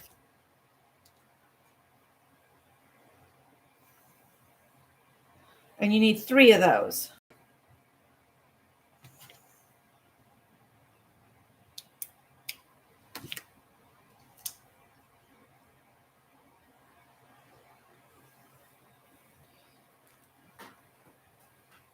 The biggest thing about this binding is don't try to do all of one hole and then go back and try to do the next hole, all of one hole. It won't work. You have to do every hole on every page before you go on. So let's flip the whole thing because you start with your back cover. So I put all my pages together. Now I've got my back cover. And the first thing you're going to do, open your back cover like this. You're going to fold this in half. This shouldn't take too horribly long. And where the loop is, you want to put the loop down through the hole. So you've got, this is the inside of your back cover. You put your loop through the hole. You take your tails and put them through the loop like so. Okay. Do that with all 3 of your strings.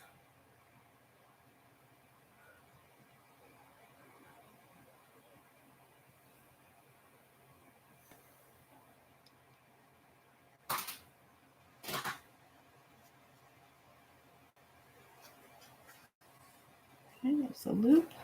Pull the tails through.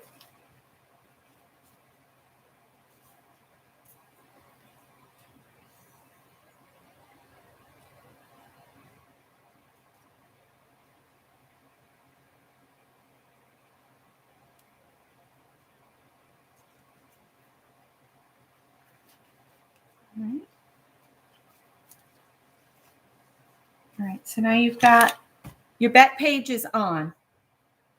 All right, so now what we need to do is you take your next page, bring it back over here.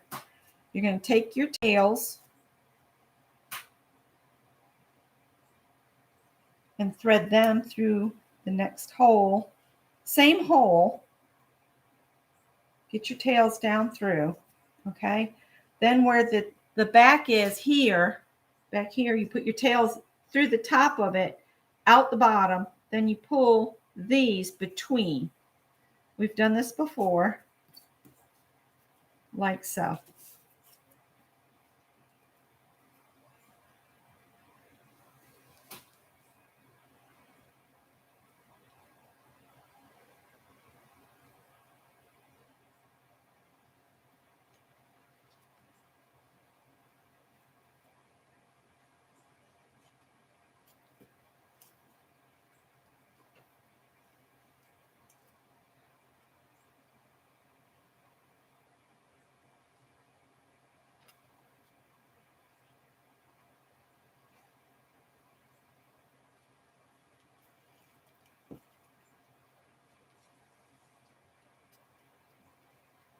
Tippy, stop. I'm going to put you out on the porch.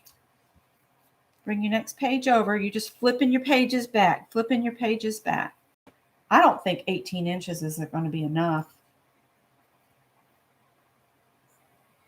I think they fibbed to us. I'm wondering if I'm going to have to cut more rope.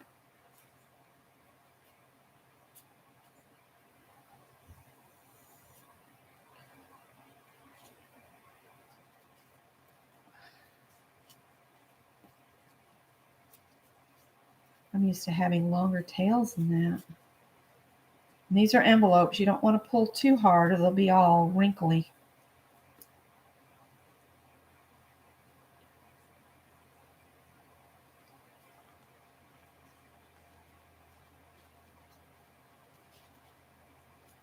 Where's my other tail? There it is.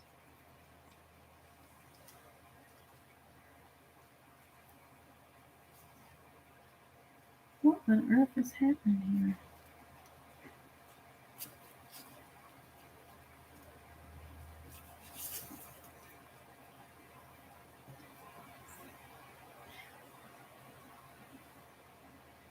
It's like you're doing a great big loop-de-loop here. When you come out the bottom, you go between the threads that keep them like that. So you end up with it looking like this at the back. Almost looks like you've crocheted. We've missed you too, Danny. We're so glad to see you back in here. Turn your next page back. Oh, I hope I have enough here.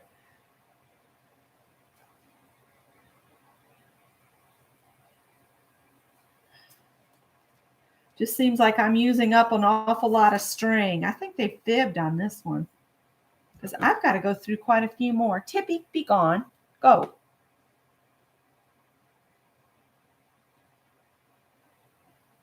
I might have to take this apart and do it again and apologize to you guys, but the instructions say 3 inches. And that would be what I said, 18 inches. I don't think this is going to be enough, Janet. I really don't think that's enough. I should have went with my gut and said more than that. Let's see if I can make it happen with the 18. I'm this far gone. It won't hurt to go and come back and try again. I think it should be more than that. Put my page back.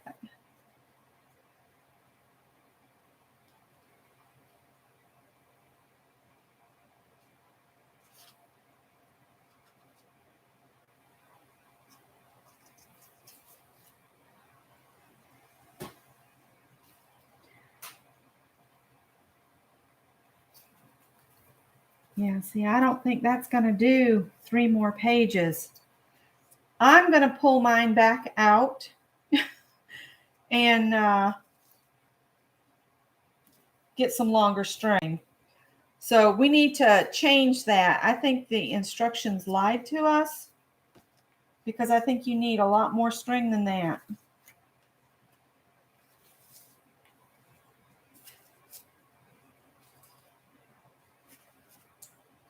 So sometimes I have boo-boos like this, if you're new here.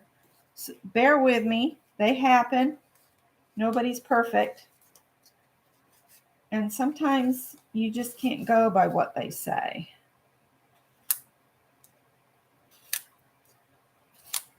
And that was easy enough to take out. Okay, I'm going to change it and say you need, I think I'm going to do 3 feet per hole.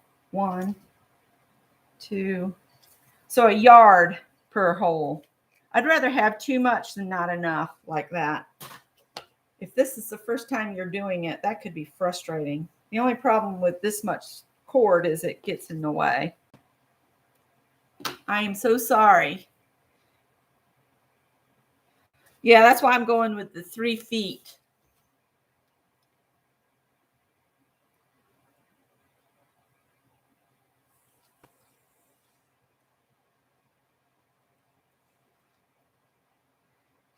Yeah, Scott keeps saying he wants to move. He doesn't want to retire here. And I just keep thinking about how hard that move back down here was on us. I don't know. We'll see. There's no telling, what the future holds. Julie says, no worries. I'm still behind anyway. Okay. All right. So your loop goes through the hole. Let's try this again. But you can see it didn't take long to work up the pages. It's just they told us the wrong amount of thread. And this is a wax cord, and I got this from Amazon, and it came with both the brown and the black. So I have a bunch of cord. It's like a lifetime supply of cord. And I'll save that I've already pulled off. I'll put it in something and use it on something smaller maybe. So it won't go to waste. What I like about this is the book lays flat. After you've bound it, it'll lay flat.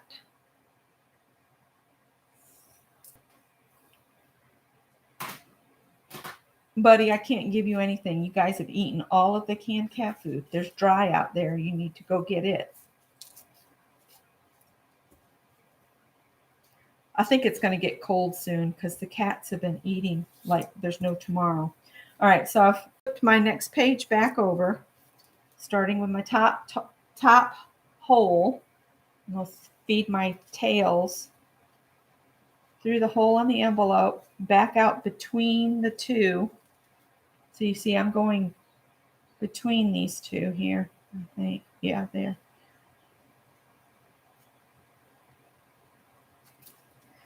And pull it taut, but not tight. Because if you pull it too tight, you're going to, tear through your envelope.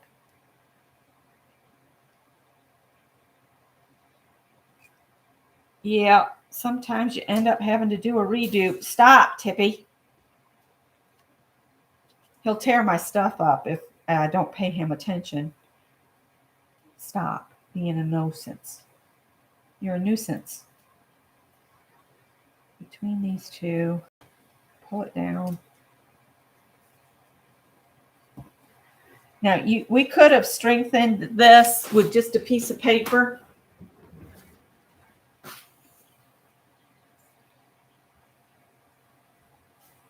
Tippy's one step away from porch duty. I'm going to pull this out and see if I can get my tails even.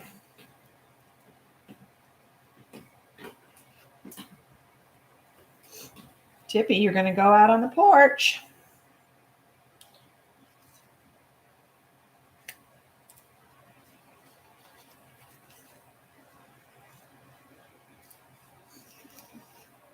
So you don't want a bunch of twisting like that.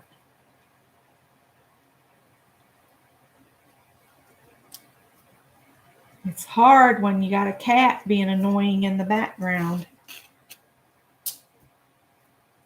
You want to keep it straight. So when you're pulling it through, you're not twisting or wrapping around the other thread.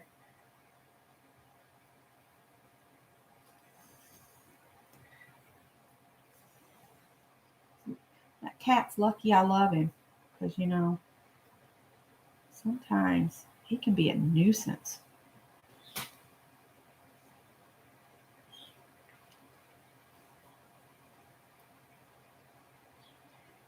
See if I can get it to pull through this time. There we go. All right. Flip the next page over. So you're going through the top of the page to the bottom of the page to the back page. Yes, 36 inches for each hole. For each hole, you'll need at least a yard, I think, to get through all of these holes on here. Certainly that should be enough, I hope.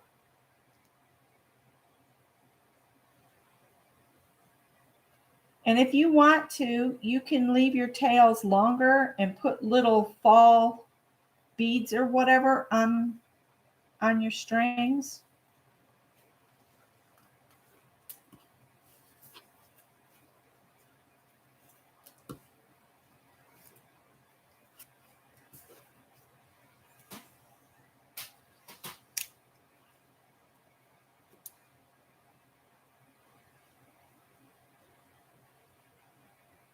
Down through the holes between these others and pull it tight or taut.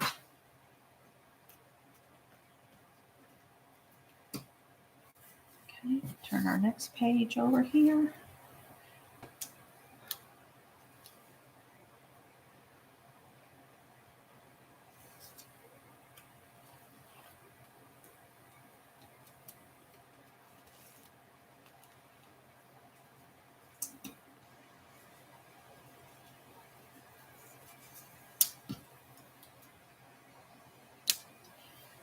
If you don't want to do this method of binding, feel free to just punch holes and use book rings.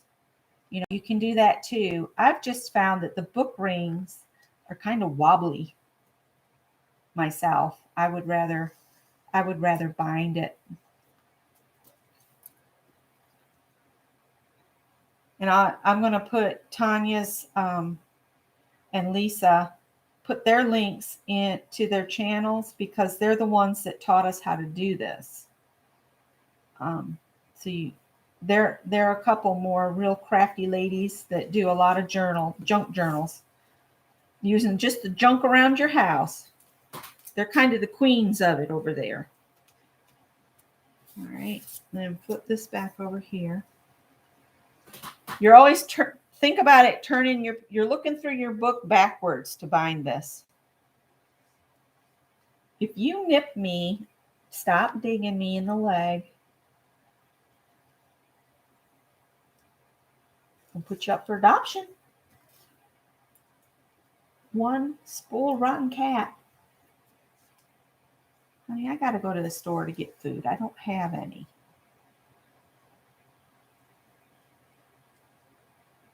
Yum's rotten.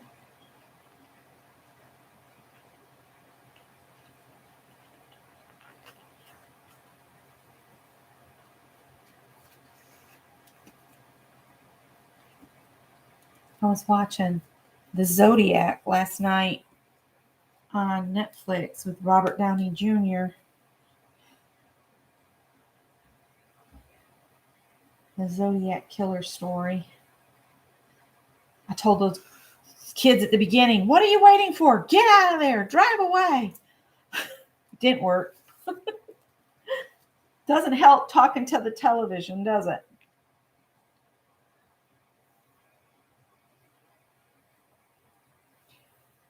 Brittany says she'll take you. He's like running off. Greg keeps trying to love on them, on my three cats, and they're just totally freaked out by his beard. They treat him like he's the boogeyman. I told Scott this morning, I said, I think I'm going to make Bernadette a Halloween costume because I don't have any grandchildren to sew Halloween costumes for. And then I'll take her for a walk on Halloween down by the river so she can walk and show off her costume. I think I'm going to make her a fairy costume. Fairy costume for the dog because I don't have grandchildren.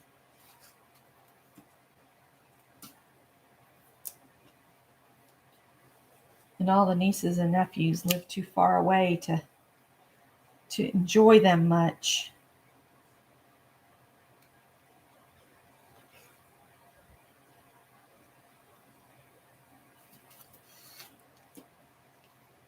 All right. Whew, my back is killing me.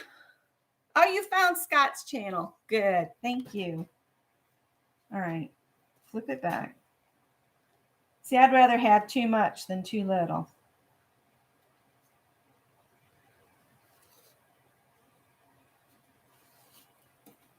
Yeah, I think a yard is what you need, not 18 inches. That's half of what we needed, really. If your ends get gnarly, just snip a little bit off.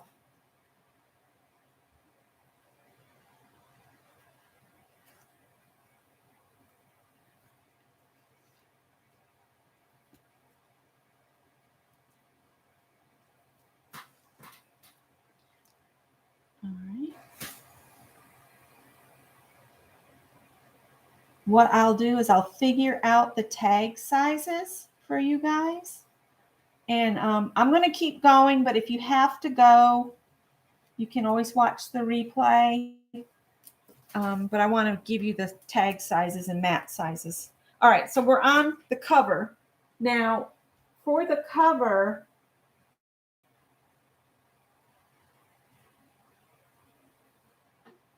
you're not going to go through your loop. You're not going to go through the loops when you come back over. So let's put the cover over. So this time when you put your 2 threads through, don't go between the 2 like we were going. We would come and we would go between here. This time we want to pull it down and have one on one side and one on the other,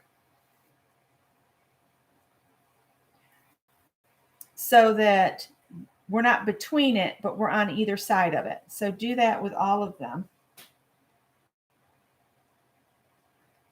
And I'm not tying it off yet because I want to make sure I can, get all the strings to either side. You can always tighten them back up. All right, one more to do. And then basically you just snug it up. Not real tight. You don't want to go too tight or it'll start bending all your envelopes and your covers. But once you get your ties to where they're kind of wrapping their arms around the internal thread, snug them all up and then just tie them. Tie the 2 tails together.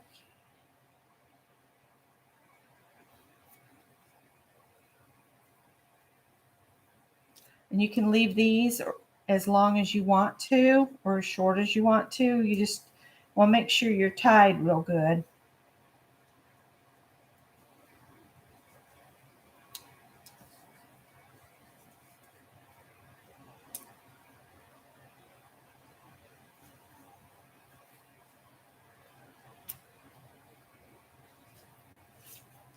All right, so there's the binding. And I don't really want to put any dangles on these, I don't think.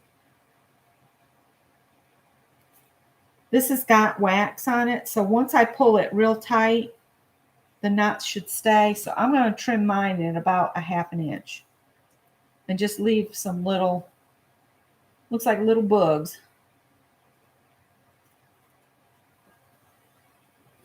You can save this and use it if you want to. It's entirely up to you, all the things you're cutting off.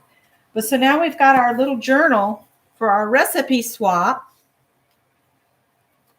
And it should come on and lay flat.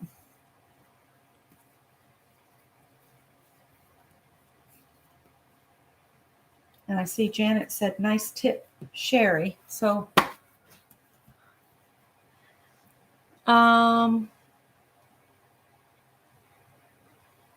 okay, Sherry said, if you're using a non-wax thread, you might want to dip your ends in glue to make them easier to string through.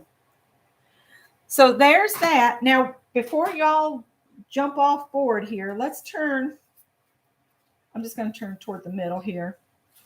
And I'm going to take my ruler and I'm going to stick it down in near one of the strings. So we know a 6-inch tag will bring it to the edge of the cover. So if you want to have like little tabs or something sticking out from the edge, you're not going to have a lot of room for those. We could have also punched half moons out of our pages so we could get a hold to the tags. These are just ideas. I'm going to make my tags 6 inches tall, and then just finish the corners with a corner rounder. And I might add something to the tags. I don't know. How you decorate your tags is going to be up to you. So I'm going to do my tags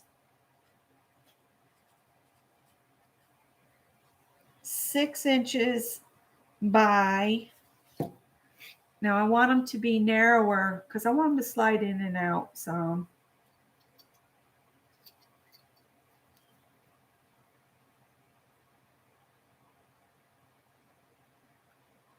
I'm going to do my tag 6 by 3 3/8. Let's cut one and see, make sure it'll fit before you guys take off. And then what you have to do is cut your papers about 1/4 inch smaller. So 5 3/4 by 3 1/8 would be your mats that you would cover. Let's just cut one tag, 6 3/8, which is going to be hard because I've got this weird cutter. So it's somewhere right along there. And see, I can do a tag out of that too because it's plenty wide enough. What did I say? 3 3/8. 1, 2, 3. And I've got some corner rounders. You can cut your corners if you're, comfortable with that. I've actually got these really, really old punches.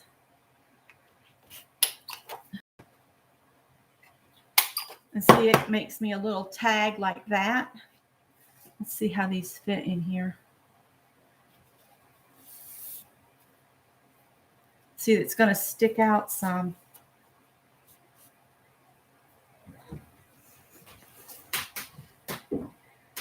So if you are okay with it hanging out that much, you can. See, it's going to hang out that much. So if we cut it at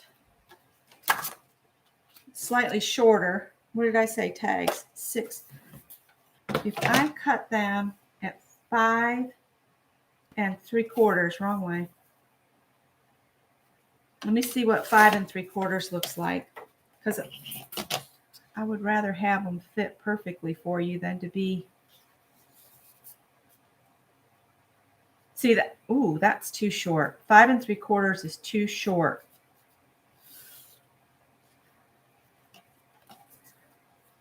Five 3/4 is too short. What about 5 7/8? I'm doing the fine tuning. Of course, you guys can play with yours until you get that looks way too small. No? It's not.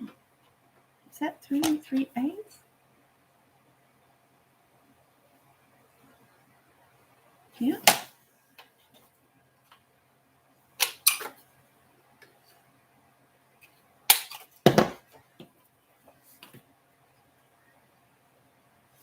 See if this will sink in. Yeah, I think I'd stick with the 6.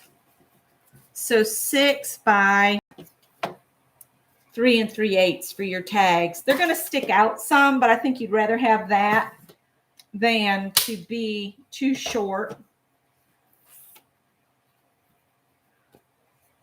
So I need to cut 6 tags.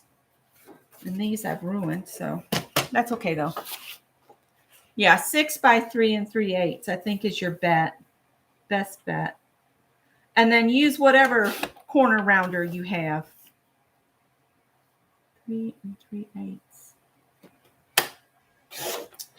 All right, so that would be for your tags.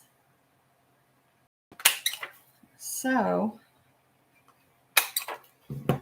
say this is the tag, and we know it's 6 by 3 3/8. So your mats for the tags,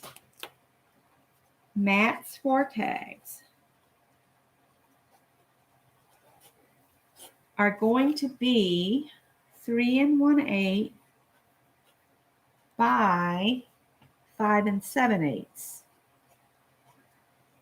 All right, so let me see what I've got in my scraps, if any of those are big enough. Got all of these here. All right. This is not quite wide enough to do the tags this way, but I can use it this other way. So I'm going to do the 3 3/8 by 6. And see, out of one width of 12 by 12, I could do one side and then the other. Let's see if I can. I better not try that. And then you just use your corner rounder the same way that you did for the tag. You do that on your mat. So then your mat will fit your tag. Did I not cut that right? I didn't cut that right. It needs to be 3 1/8. I don't think I can save that one. Y'all didn't stop me. It's 3 1/8. 3 1/8 by 5 7/8 for your mats. Durr, Becky. See, and I make boo-boos. See? It's okay to make a boo-boo.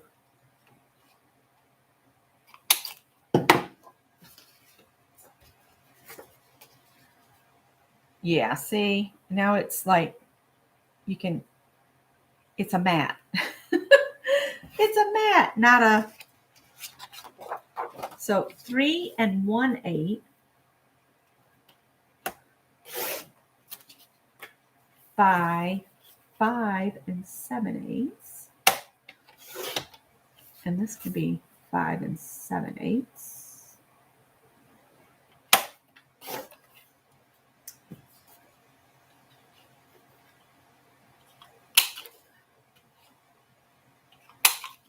Now, if you don't want to put mats on both sides of your tags, that's up to you too.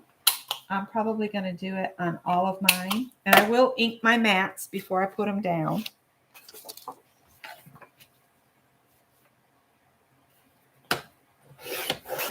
Three 1/8. And see, my pumpkins are going the wrong way on this. But I'm not going to worry about it on the tags.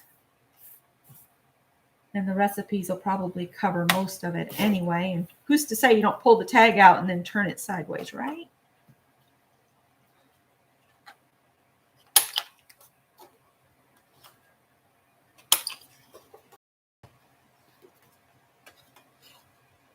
So I've got a bunch of inking to do. So that's enough to do 2 tags. And I need another something.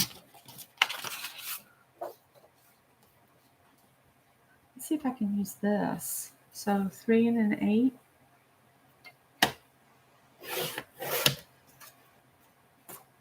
And the 5 7/8.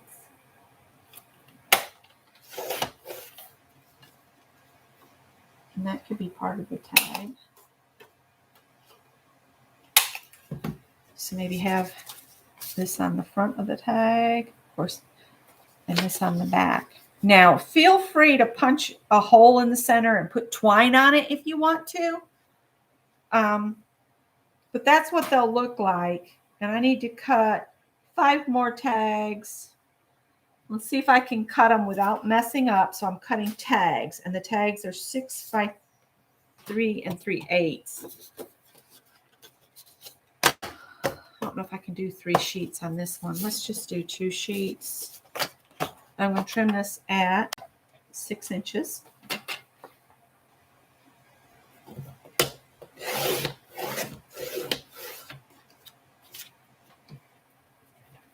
And then the tags are 3 3/8.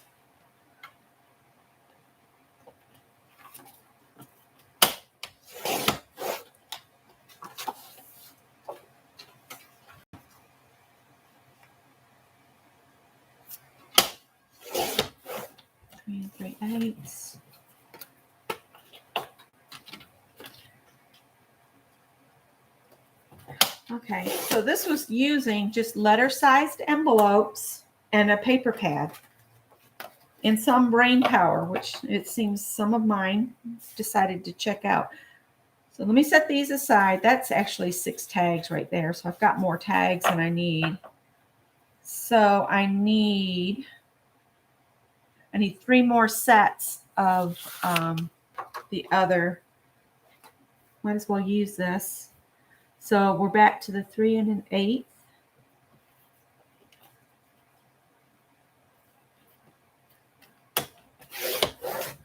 Three and 1/8 by 5 7/8. You could, if you wanted to, leave your tags square, but round off all 4 corners, and then add a different tab. You know what I'm saying? You could cut your tags shorter, and then if you have like a tab punch or a die or whatever that does tabs, you could add tabs separately.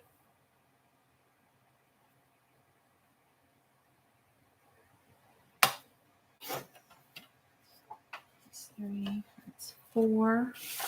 I don't know if any of these will work because I don't know if they're long enough. They have to be 6 inches. See, these are all too short here.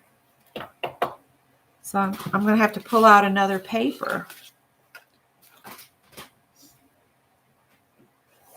And yeah, and you could go back to those tags, the pages that are like embellies, and you could use those in any way you want. I really wanted to decorate my cover. Let's see if I can.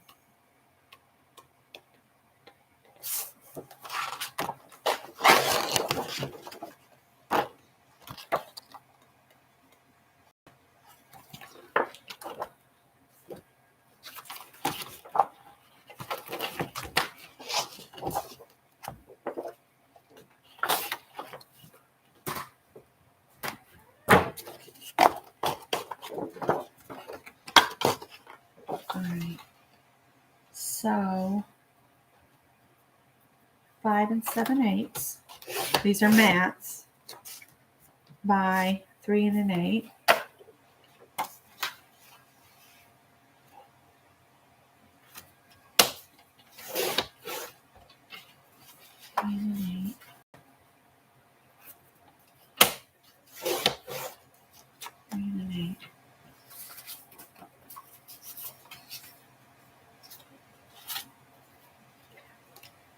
And I've got my tags are all cut. All of that's cut. I'm just going to set that down. I'm probably going to need it. All right. So if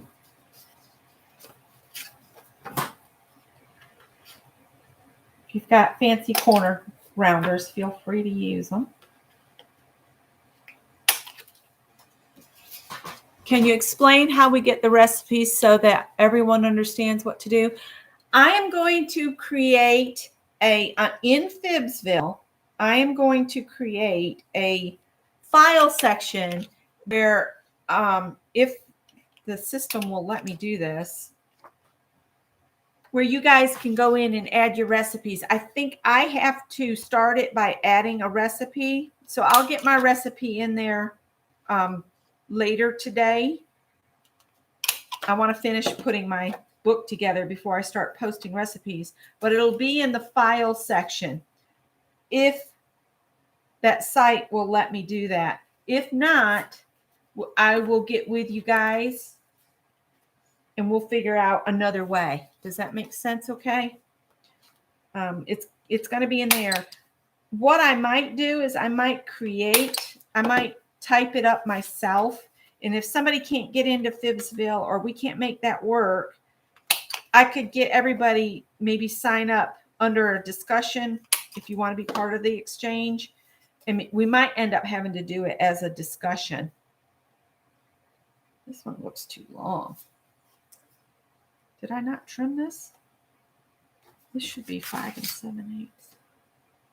I didn't trim these. Sorry, guys. But we'll get it worked out one way or another. We're going to share recipes. That says 5 7/8. And I cut these green ones at the same time.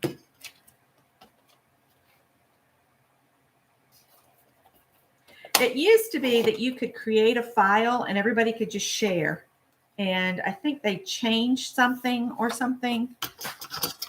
So it might be such a thing that we have to do it in a discussion. And then in that case, you would have to copy and paste or, handwrite them off onto your cards, which I know nobody really wants to do that much writing. But the only other thing I can think of is if we can't get all of that to work, the only thing I can think of is maybe emailing them to me, and then I'll just put them all together and then email them out. We'll see what we can make work. I want it to be an easy way to share. So that gets your tags, and I'm not going to sit here and make you watch me ink all of these mats and put them down. I think you've had enough of me. But that's all I'm going to do. It's the same as I did for the pages. I'm going to ink the mats for these tags. How many tags do I have? 1, 2, 3, 4. Oh, here we go. 5, 6. You'll probably write yours out on index cards. Whatever will fit your little book is what you're going to have to aim for.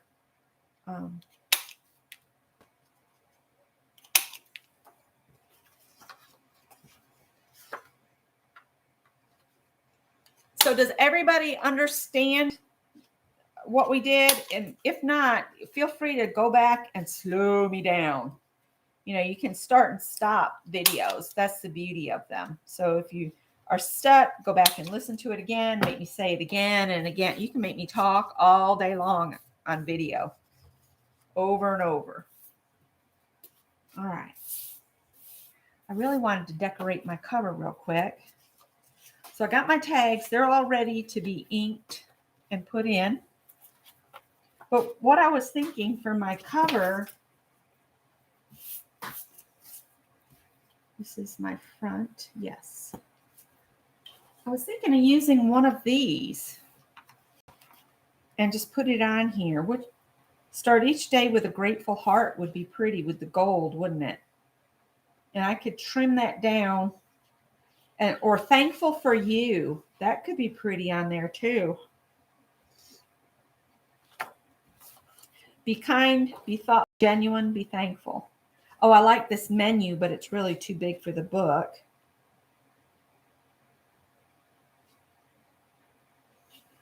Give thanks. I like that one too. Or should we do gather because we're gathering recipes? I think I'm going to do the gather.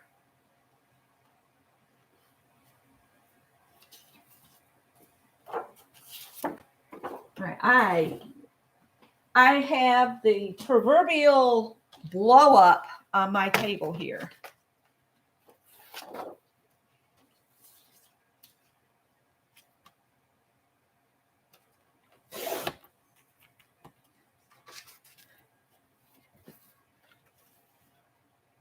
I'm going to trim this down,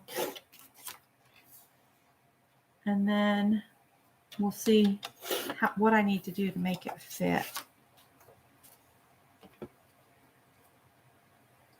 And there's Home Sweet Home. I don't know which one I like better.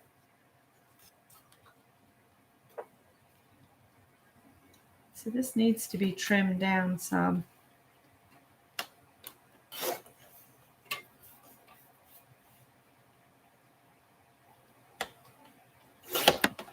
All right.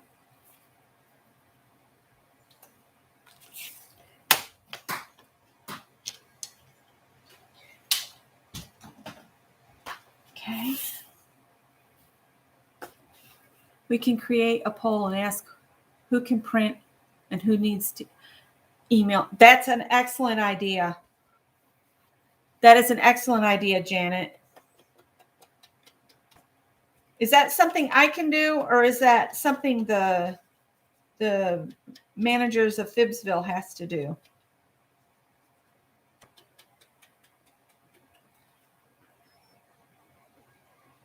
All right. And let's do some fussy cutting.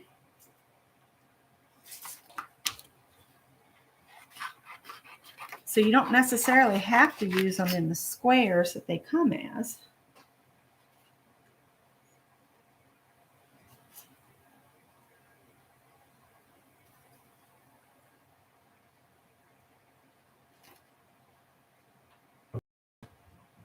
Janet's got some good ideas going.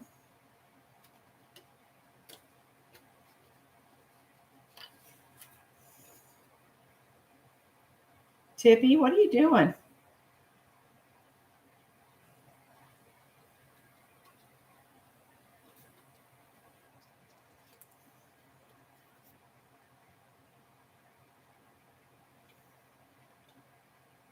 I wish I could fussy cut quickly.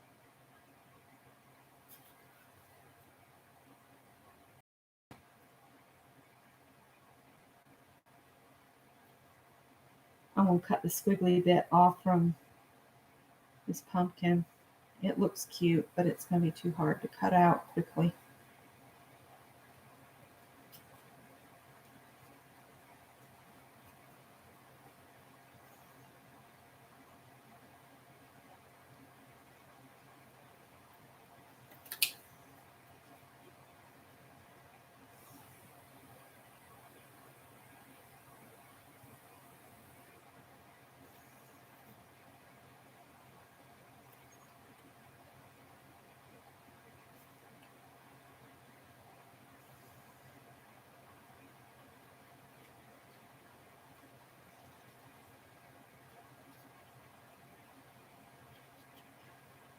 I'm just going to roughly cut this out so you guys can see that you can make your own embellishments. So see, I was thinking that could go there and maybe tuck the flower. And this is just all from the parts that you cut out. I guess they called cut-aparts. I don't know if this is supposed to be a flower or a pumpkin. I think it's supposed to be a pumpkin because that seems to be the whole theme of it. And that's why I was thinking if we do one at Christmas, we could do it maybe all of sweets or something as our paper and cover. And that would give me an opportunity and a reason to buy some new paper. Like we all need a reason, really. Right? Since I got rid of all my Christmas paper by mistake. Oopsie. See, I could see the pumpkin behind. Might have to trim. It might not be able to go there. Might do that and then maybe just this pumpkin. Yeah, that's going to be too much on the front. So that's going to be my cover. I might do some little something else. But anyway, All right. Okay, guys. Any questions before I sign off? And I hope you guys enjoyed that. I'm sorry I was long-winded with it, but sometimes these things take a little bit of time. I'm going to create my tags. I need to look up links for Lisa and Tanya, and I need to see if I can find the regular simplicity pattern for that jacket. And oh, just in time to say goodbye. Simplicity pattern info. I'll just write simplicity. I know what it's about. And then Tanya and Lisa, because they're the ones that gave us the binding method that they found. And anything else? Was I supposed to share anything else? And to keep in mind to watch, we're going to see if we can figure out a way to share recipes. What was the size of the envelopes? They're just regular letter size. Hang on just a second. I think it's 3 5/8 by 6. Let me get the envelopes out. Last drawer's the charm. You can get them at the dollar store for $1. 3 5/8 by 6. See you in the chat. All right, guys. I guess that's going to be it.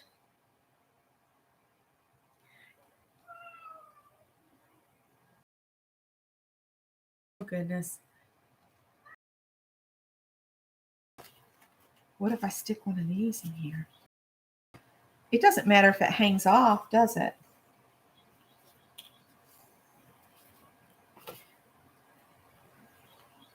That might be overkill. And then stick a pumpkin on here. I don't know. I'm going to play with it some. Bye, guys. Mary's missing a long farewell from me. Bye.